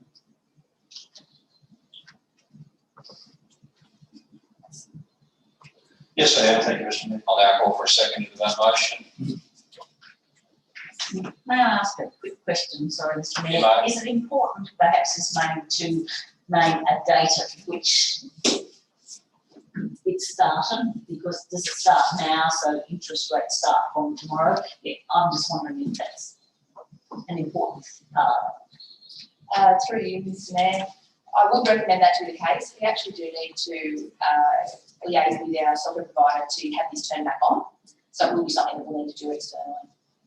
So would be advisable to have a date, say if we put down a date on the 1st of March. Yes, I believe at this point that the 1st of March would be possible. But I can also What would you recommend? 1st of April is a recommendation. Councillor O'Keefe, would you like to speak? I'd love to, and I'd love to second Councillor Hook's motion if he might consider 2 minor changes. Right, so to help Councillor Luke's valid question and his main realities, how about we say something after dot points 1 and 2, not prior to 1 March 2021. So what we're saying is you're setting a date when it starts. Well, it starts when it can start, but not prior to 1 March. That's, may mean you'll achieve it sometime, but and I'm happy to be debated. Any other councillors, I won't debate it, sorry, I'll state my changes. And I'd just like to wordsmith number 3 and that council staff schedule a workshop prior to the end of FY21. Yeah, that's the financial year. You have to think Ms. Margie, that's a better idea. To investigate our current debt recovery practices and performance as a shire, with a focus on, and yeah, I know, sorry, excellent. We've done a better job than I would have done. That's exactly where I want to go. Councillor Hook, as a member of the motion, just word change. Are you happy with that suggestion? Oh, I'm absolutely delighted. Thank you, Mr. Mayor. Before, I may just ask comment of the General Manager on the motion as seen before I convene a seconder to the motion and we carry on with the debate. Thank you, Mr. Mayor. I appreciate the additions of Councillor O'Keefe. I would suggest that the wording of the motion at the moment presupposes that there's not a compassionate approach, and she's seeking a more compassionate approach. So I guess it doesn't presuppose there's zero compassionate approach, but it presupposes there could be a more compassionate approach. We've heard from a gentleman earlier this evening, certainly discussions with the acting CFO earlier confirmed my understanding that we actually undertake what was recommended in-house ourselves already before we commence legal action. It's not for me to end a debate, but I just want to point out there's a supposition there in that wording of the motion. If councillors are of the mind, we could certainly investigate anything we could do to increase compassion in our recovery as part of that workshop, but I just suggest it probably sends the wrong message to word it such that we could be doing more than what we're currently doing. Through Mr. Mayor, point well taken. If we simply deleted a more, those 2 words, does that moderate your concerns? Can't we just have the, can I take a comment? Sorry, Mr. Mayor. Sorry. Before I open up the debate, we have a motion that has been moved by Councillor Hook, and Councillor O'Keefe has suggested some wording, but has not declared him to second the motion at this point. So, Councillor O'Keefe, I'd ask you to quickly come to the point of the wording that you suggest before I ask Councillor Hook one last time if he's happy with the wording, and therefore would start the debate based on that motion.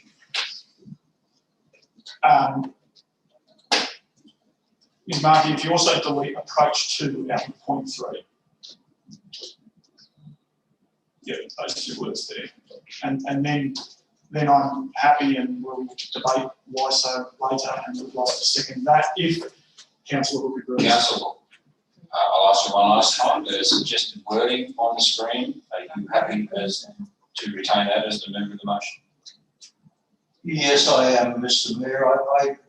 I do hear what the general manager has to say, and I'm mindful that we are a compassionate organisation already, and the intent of that is to find a more equitable way for debt recovery rather than compassionate. I'm just wondering whether that would be better, facilitate a more equitable. Councillor Hawke, I'm asking the question, are you happy with wording as seen on the screen as the member of the motion? Yes or no? Yes, Mr. Mayor. Councillor O'Keefe, as the seconder of the motion. Councillors, we now have a motion. Councillor Hawke, would you like to speak to the motion? Well, I think points 1 and 2 are relatively clear, Mr. Mayor. And point 3 really came out of what I thought was a very good presentation by Richard McLean earlier today. And it raises the point that if we can get to people earlier and recognise that they are in financial stress, and we can walk with them, the possibility may be that we can facilitate a better outcome for them, and at the same time reduce the cost of our debt recovery program, which, as indicated, was quite high. And that's the reason for including point 3 in the debate. Thank you, Councillor Hawke. I'll now call for elected members who'd like to speak against the motion as read on the screen. Councillor Hawke. Mr. Mayor, I'm really not against the motion as 1 and 2. The point that I'd like to make, over many, many years, this council has had a hardship policy. It was always followed through. It was with dignity, pride and care of our staff and management that worked the way it worked. And I think the problem in that last 12 months is where that COVID's come in with that. But I just would be very disappointed if we lose out on our hardship policy as it was, because I believe it worked very, very well. It was great for the staff, it was good for the person. They were able to confidently come in here, sit down and talk, and it was very private and personal. I'm sorry, I've got to be supportive of our previous motions there on that. Thank you, Councillor Fuller. Councillor O'Keefe is the second on the motion. You wish to speak? Oh, you bet I do, Mr. Mayor. Thank you for the call. Dealing 3 points, points 1 and 2, I think we made a very sound, excellent, sensible decision as a community to react the way we did in many ways to COVID-19 and everything else that this Shire has battled, and the relief on, global relief on pursuing debts and charging interest on them. It's a great idea, a pretty predictable result, as we can see, and like all short-term assistance or stimulus, it needs to come to an end, and now is definitely the time for us to do that.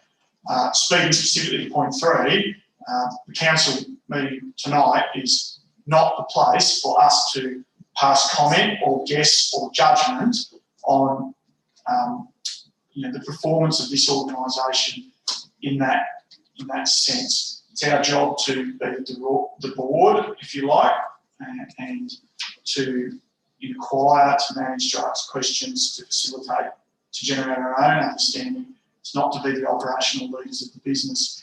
And I thank the General Manager for calling me out on my genuine mistake for accidentally casting an aspersion or an opinion in the wording. That wasn't my intention, and I understand that's not the intention of Councillor Hawke's either. It's probably a good time for us to have a timely review of this. I remember us as a group of elected representatives going into our historic performance and our trends and our activities on this in great detail in late 2014 or late 2015. Like all good organisations, we should have a review of this, have a look at how we're going. Let's start the acting CFO and probably the CFO walk us through how we're going as an organisation and where the levers are getting pulled, and let's make a decision with our eyes open after that. To remove all doubt, it's not to suggest that there's room for improvement, apart from my base understanding that we should always consider that there might be, and we should have a look. the reason for leaving the word compassionate in there in my head is just a signal to the community that actually we're not looking at this as a financial performance metric solely, we're looking at this as a community result. Councillor O'Keefe, I'll now call for elected member who'd like to speak against the motion or ask a further question. Councillor Swan. Yes, Mr Mayor. I'm genuinely concerned that council are making decisions here on the run.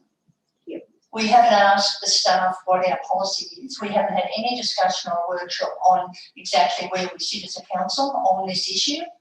And here we are putting a motion to the meeting, or an amendment, I suppose, to the meeting to make a decision. I'm really concerned about that. I'll be voting.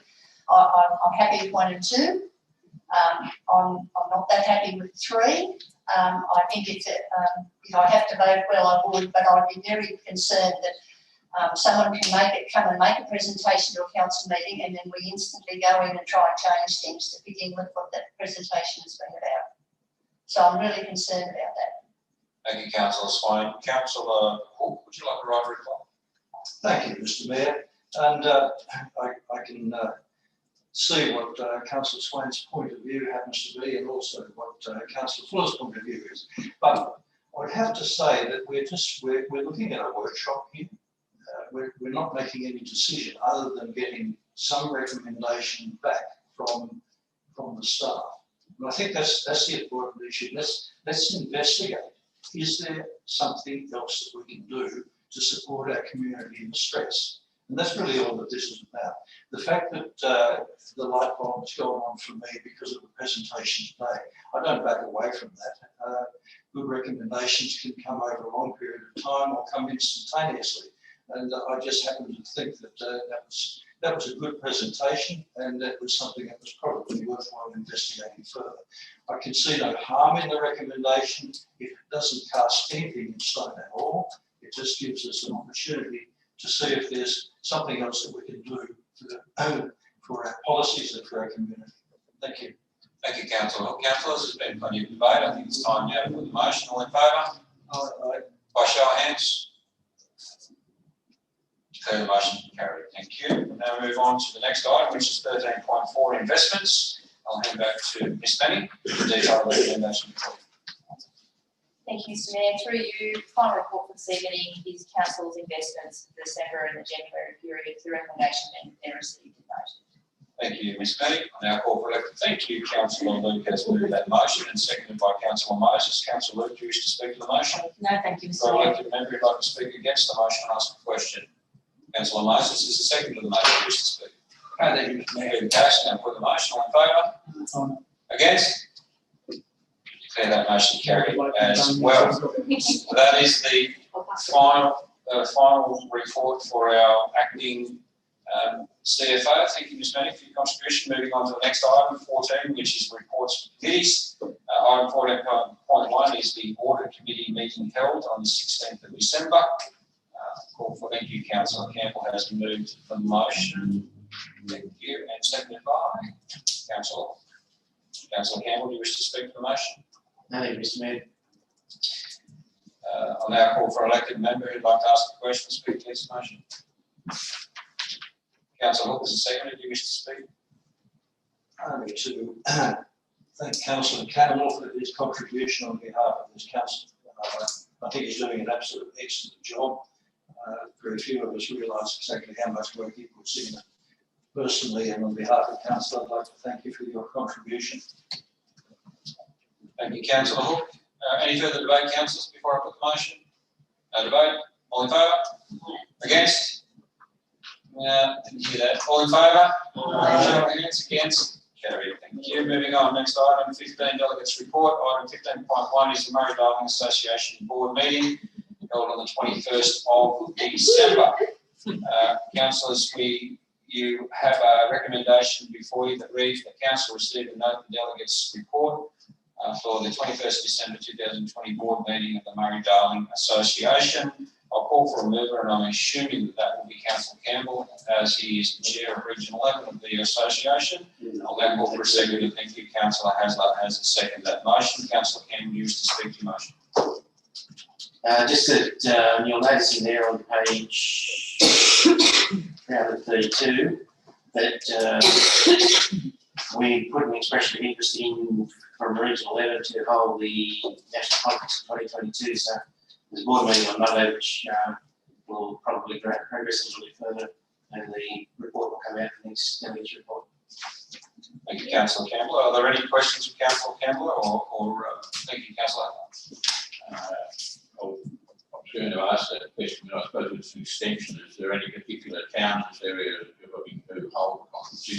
And the second question, did I see some suggestion that the name of the organisation may be changed? If so, what did you have in mind, or what does somebody have in mind? The answer to your first question is Yamada.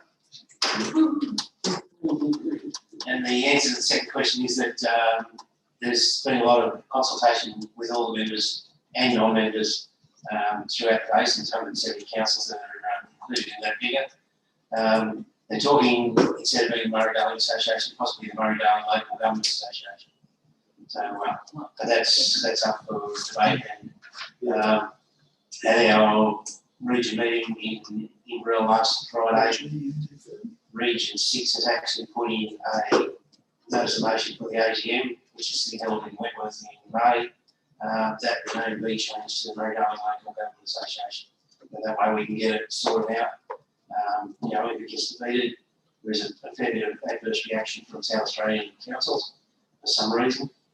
If it gets defeated, we accept the umpires' decision and we move on. Any further questions of Councillor Campbell before I put the motion? In the case, I put the motion. All in favour? Against? Declare that motion carried. Thank you. Next item 16, notice of motion. We have one notice of motion, item 16.1, and that is Libby's Place Playground. We have a motion from Councillor Haslam that reads that council install 3 additional pool-style gates with child-proof latches at the 3 entrances to Libby's Place Playground in order to improve child security during opening hours.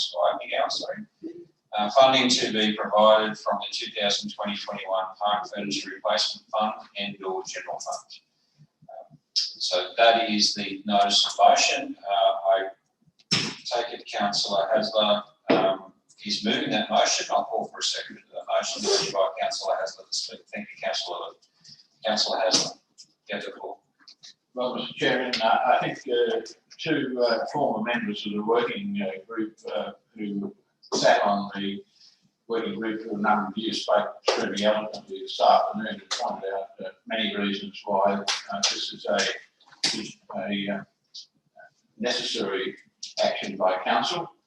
You would recall that most of them, or all of the speakers, spoke about how attractive it is and how positive it is and for those users, and by emphasise for those users, for quite a number of people are reporting to us that they don't go for the reasons outlined by those speakers. And you have on this, I'm sorry, I only got that letter from Ms. Jane Bender today, who was the instigator with her daughter Ashley for having this park.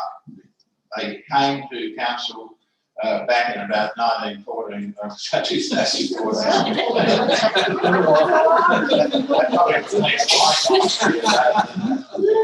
their time, but however, they did come and very passionately pointed out that Ashley's children was a runner and that they needed a playground which was enclosed and secure. And I'll just read that out, a letter from her today. She had a doctor's appointment, otherwise she would have attended and presented herself. Firstly, I wish to say what a marvellous asset to our community that Libby's Playground is, a place that we can all be very proud of. I, like many Untitled residents, frequent park with my family, and we have enjoyed many hours of relaxation time in the park. When my daughter Ashley first went to council with an idea of an all-inclusive play space, we were told that it could happen, but probably not in the lifetime of my grandchildren's key play years. How proud I am as a member of this community to see the playground come to life, and I am so grateful that my disabled grandson has a place in which he can play freely and have full access to the facilities and play with other children.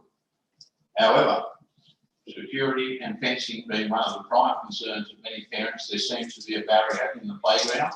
Whilst the gates are locked of an evening for the protection of the equipment and grounds, there is no protection for small children or runners during the open hours. Small children and wanderers can freely escape the park through both entrances, creating an unsafe play space. From personal experience, it is next to impossible to ensure that they don't get out when you have a baby, a toddler and child with disabilities freely and exclusively playing in the grounds and the running child decides to flee. While some people may say it is a parent or carer's responsibility to ensure their child stays in the playground, we all know that children will wander, especially small children and children that do not have the ability to recognise the dangers of leaving the playground. The matter could easily be rectified by erecting internal gates similar to a pool fence at the park, preventing small children from wandering out. This would be an effective low-cost measure to ensure the safety of all children who utilise the park and would enhance the safety of the playground. Regards, Jane Bender. And that is also supported by, and Smart, you might be able to put it up on the screen. We've had a consultant was involved in this working group, Ms. Gigman. And Ms. Gigman has sent this email, which you've got there before you. I'm happy for you to include in your presentation that you have spoken with me, and it is my opinion that the existing gates are not suitable to be closed and open on entry. However, an airlock style gate, and she provides an example of that, and Ms. Mark will put that up in a minute, which is suitable to be opened by someone in a wheelchair, say 900 to 1,000 millimetres high, could be installed at each location within the playground. The gates would need to be 2.4 metres to maintain emergency ambulance access to the playground. I attached a photo of the airlock. So once again, these examples are ones over at Port Macquarie in the similar Libby's Place playground. 4 gates, 4 barriers which are closed all the time, and which demonstrate that this happens regularly, and it gives the security of it. I know from my own personal experience taking our grandchildren there. Once again, having those gates, it's your responsibility to look after your kids. But if you go there with one parent or carer, with 2 or more children, it does get a little bit busy, and lots of other kids around, and you don't restrict the children to one piece of equipment. That one wants to run over one item and one to another. Miss Markey might just be able to find that sort of type of gate. This is the entrance. This is one example. I mean, it's up to staff to determine finally how a pool gate style, which would be best fit our situation, but that's just an example of what's there. So what we're saying is not changing the playground in any great way. It's adding to it. It's will attract more people who are presently having that difficulty and not coming because of the lack of security. And 4 people from that same working group, all very positive about the Libby's Place playground and its benefit to our community, but just want to enhance it. And 4 simple gates, 3 gates in this case, are not going to cost a fortune. They're not going to cost a fortune by any means. They're not even, well, I'm quite sure the Director of Infrastructure would be able to make sure that it's minimalist. And I identified the Park Furniture Replacement Fund, some 13,000 in it. If you look at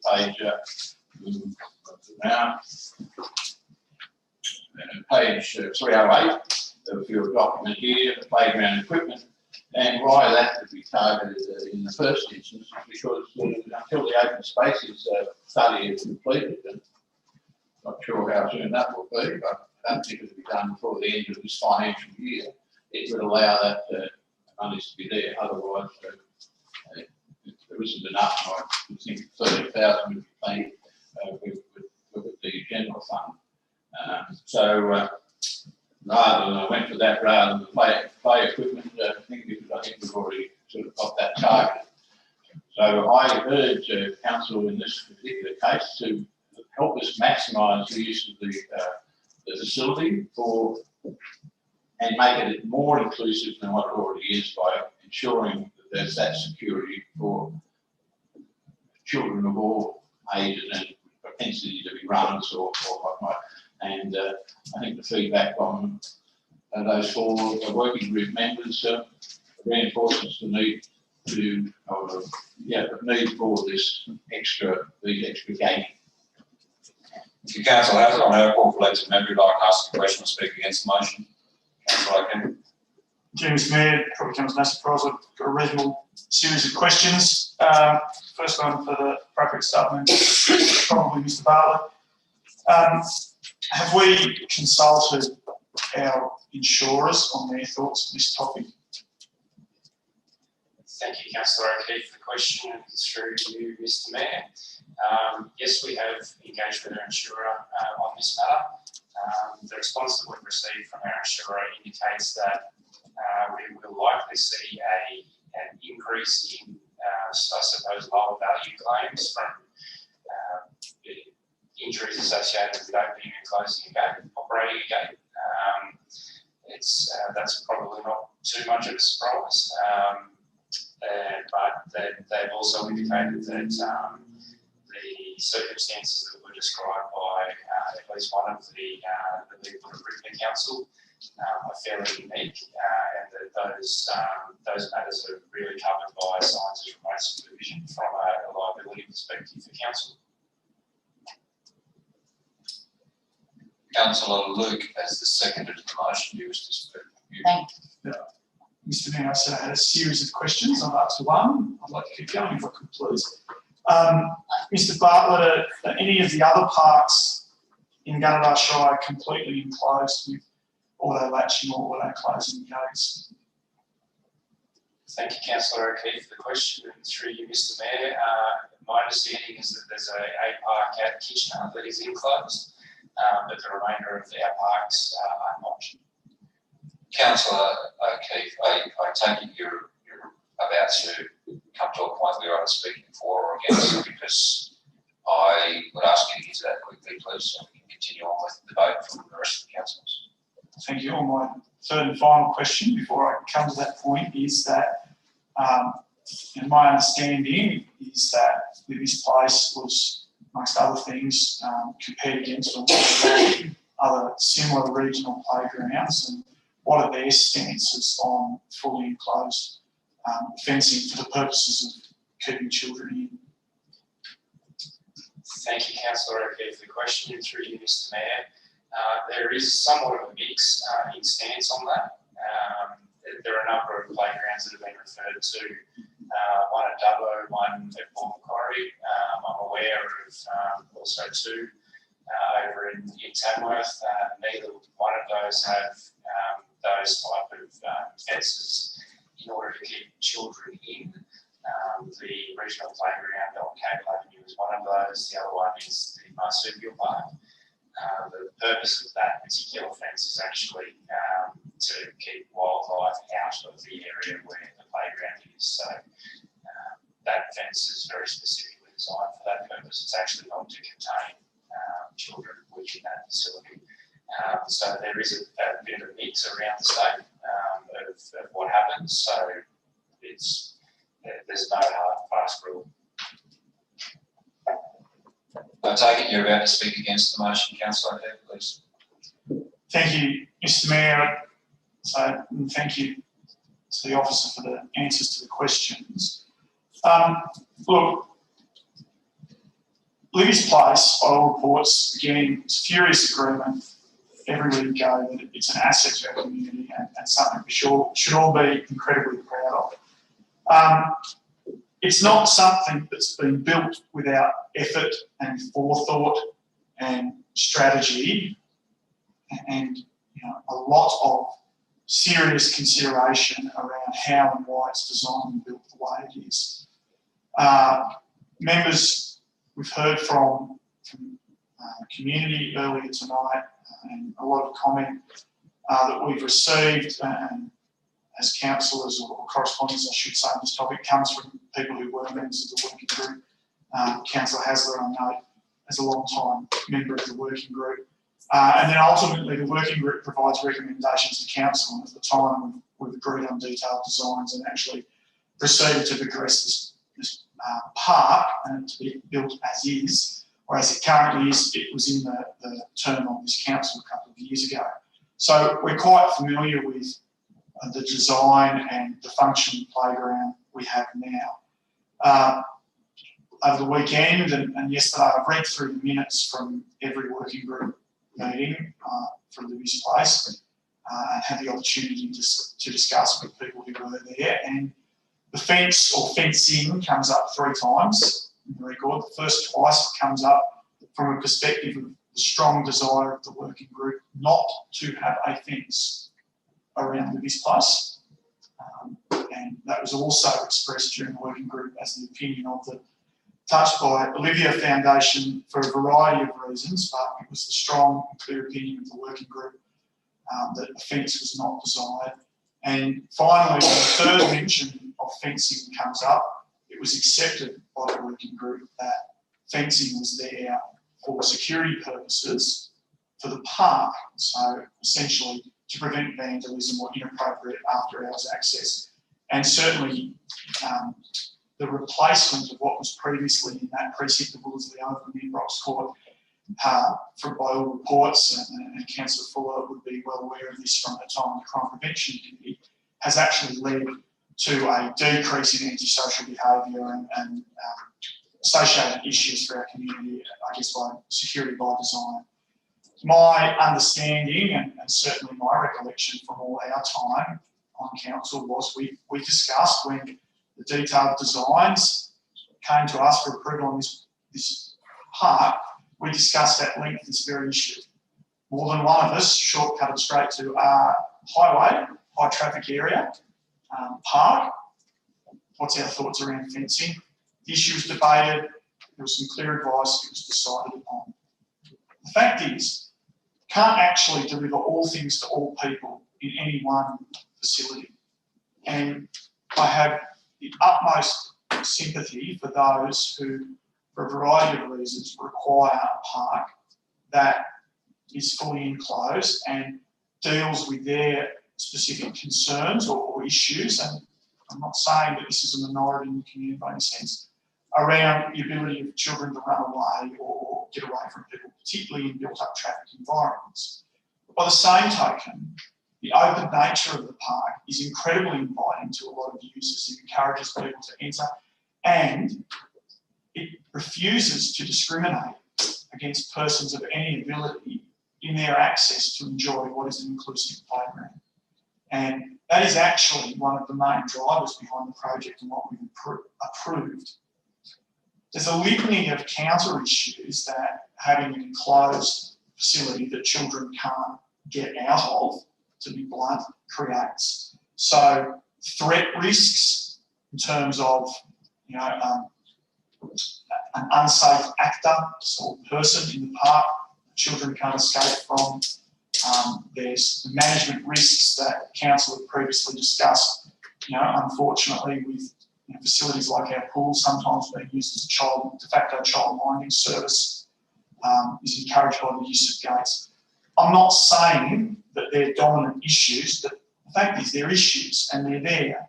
And when you make a decision, you need to fully think it through and understand some of the ramifications. And it would be impossible for us to create one playground that can do all things for all people. And we shouldn't seek to do so. The working group and the council spent a lot of time modelling this playground against others, spent a lot of time assessing what the strategy was and what they intended to do. And members of our community have raised to us directly as councillors and the organisation some concerns around the fact, that there's a road nearby this park and the gate's not shut, and if there's a gate there, it would mitigate the risk of children running out there. A lot of thought has been put into what our position is on this issue. We've workshopped this as an organisation, we've talked through it, and bluntly, I'm offering my opinion and my strong opinion that we've actually reached the right decision previously and we should stick with it. Thank you, Councillor. Okay, Councillor Lewis, the second of the most, please speak. Thank you, Mr Mayor. As somebody who has taken a couple of children to Libby's place in the past, it is quite a vast park with quite a lot of individual pieces of equipment. My grandchildren dart from one piece of equipment to another piece of equipment. My grandchildren are quite well behaved, maybe it comes genetically from their granny through the next generation, but I can certainly see how it would be an issue for many parents, and I have seen those sorts of issues. I think if there is a suggestion for safety and we don't take it up, then it is a big error on our part, and should something, a bad outcome come, we will all be very upset with ourselves. But and it's not just a hindsight thing. If there's a suggestion for added safety, we should actually take it up.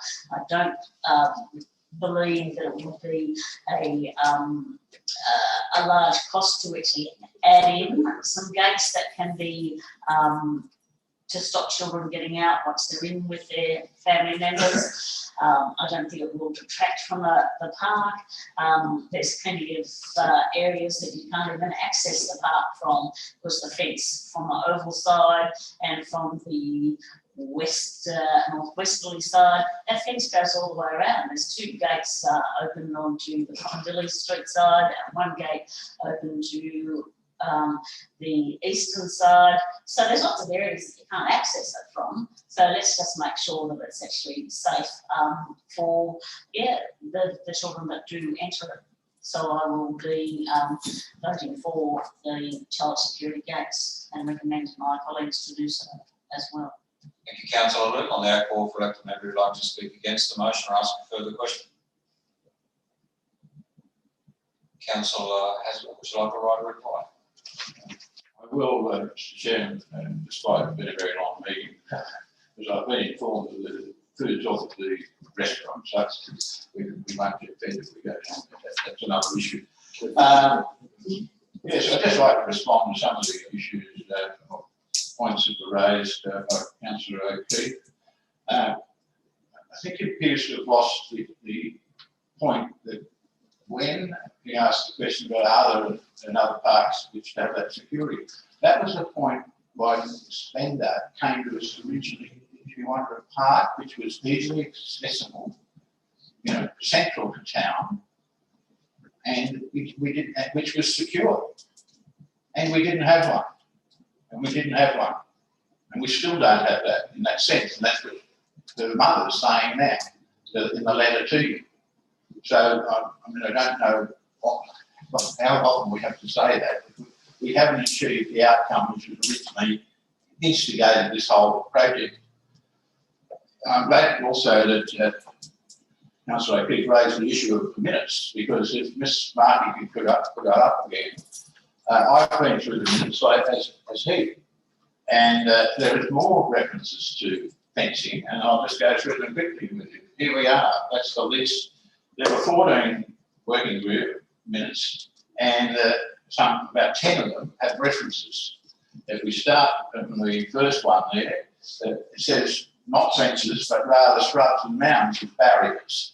The intent was to have a secure area, and we tried to do it simplistically or sensitively and whatnot. But as we went along, it became more obvious that we needed a mechanical solution rather than mounds and so on. There are next term, 3rd of November 2015, reference to the Adventure Park, which has a low fence and child-proof gates, equal access features, inclusive park, and witness there's traffic in our case. They're all quotes direct from that meeting. On the 20th of January 2017, hedging is a better option than fencing. So we're sort of balancing what would be the best method to achieve the security. On the 22nd of May, fencing could be incorporated in some areas as discreetly replanting of barriers. Fencing could be of a decorative type. Community art was also an option. Fencing, we talked about putting that on the fence which stopped the cricket balls coming into the area. 19th of June, the concept plan used and entered a more structured area with furniture and secure fencing. western end is an informal area with natural play areas and tree planting and bush type vegetation, no fencing, high fencing at the rear. So we've got all this discussion of fencing taking place because the concept of keeping it secure was the important thing. And then in 24th of July 2017, the department suggested removing access gate at the back of the park due to security issues and advised that 2 access gates incorporated the plan was sufficient. Well, we took that one out and we still ended up with 3. The project then goes on the 15th of January to a project control group, and we ended up with the high fence, which provides security for the equipment and so on, but it still has not achieved the outcome we set out to have, which is the security of the young people using it. And for goodness sake, we're talking about just putting in some low gates. This suggestion, Councillor Keith, this discriminates against somebody. Making all children secure is discriminating against any. I think the fact that we don't have that and we don't have the protection and some people don't want to use it because that's discriminatory. That's not inclusive, which is what we want as an inclusive playground. Yes, there were examples that were pointed out there, Port Macquarie, Tamworth, Marsupial Park, Dubbo, just something that I've noted on the way around. So I think we can get out of this and be win-win. We get more people able to use it at a minimal cost. And that was what the outcome we should be all aiming for. I urge you to support the motion. Thank you, Councillor Hasler. So we've had debate for, against, we've had some questions. Clearly there's some emotion around this particular issue. We've heard presentations as well from community representatives to councillors. I'm now going to put the motion. You're aware of the notice of motion put forward by Councillor Hasler. I'm going to ask by show of hands, all in favour of that motion. And I declare the motion carried. Thank you. Now we'll move on. Next item. Can I just ask Mr. Mayor, as part of, and that's following along from that motion, can we have something that says, my concern is that we're going to end up with that able to be shut so that adults will use it as a childcare spot. So they'll leave children there because the gates are shut and it will be a council's responsibility. Can we have a notice that says that a responsible adult must accompany the children while they're playing in the playground? So, Councillor Swain, we've voted on the motion. I'd encourage you to talk to the officer involved or the general manager about any suggestions you may have going forward. Thank you. Councillors will now be moving into our closed meeting, and I'll call on an elected member please to move the motion. That we do so. Thank you, Councillor Campbell, and seconded by Councillor Moses. I put that motion. All in favour? Against? Declare that motion carries. And I'll now call on all of those members of the gallery to please remove yourself from the chamber, as we will, and also those online will be turning off online as we'll be discussing matters of commercial and confidence during our closed meeting. Thank you.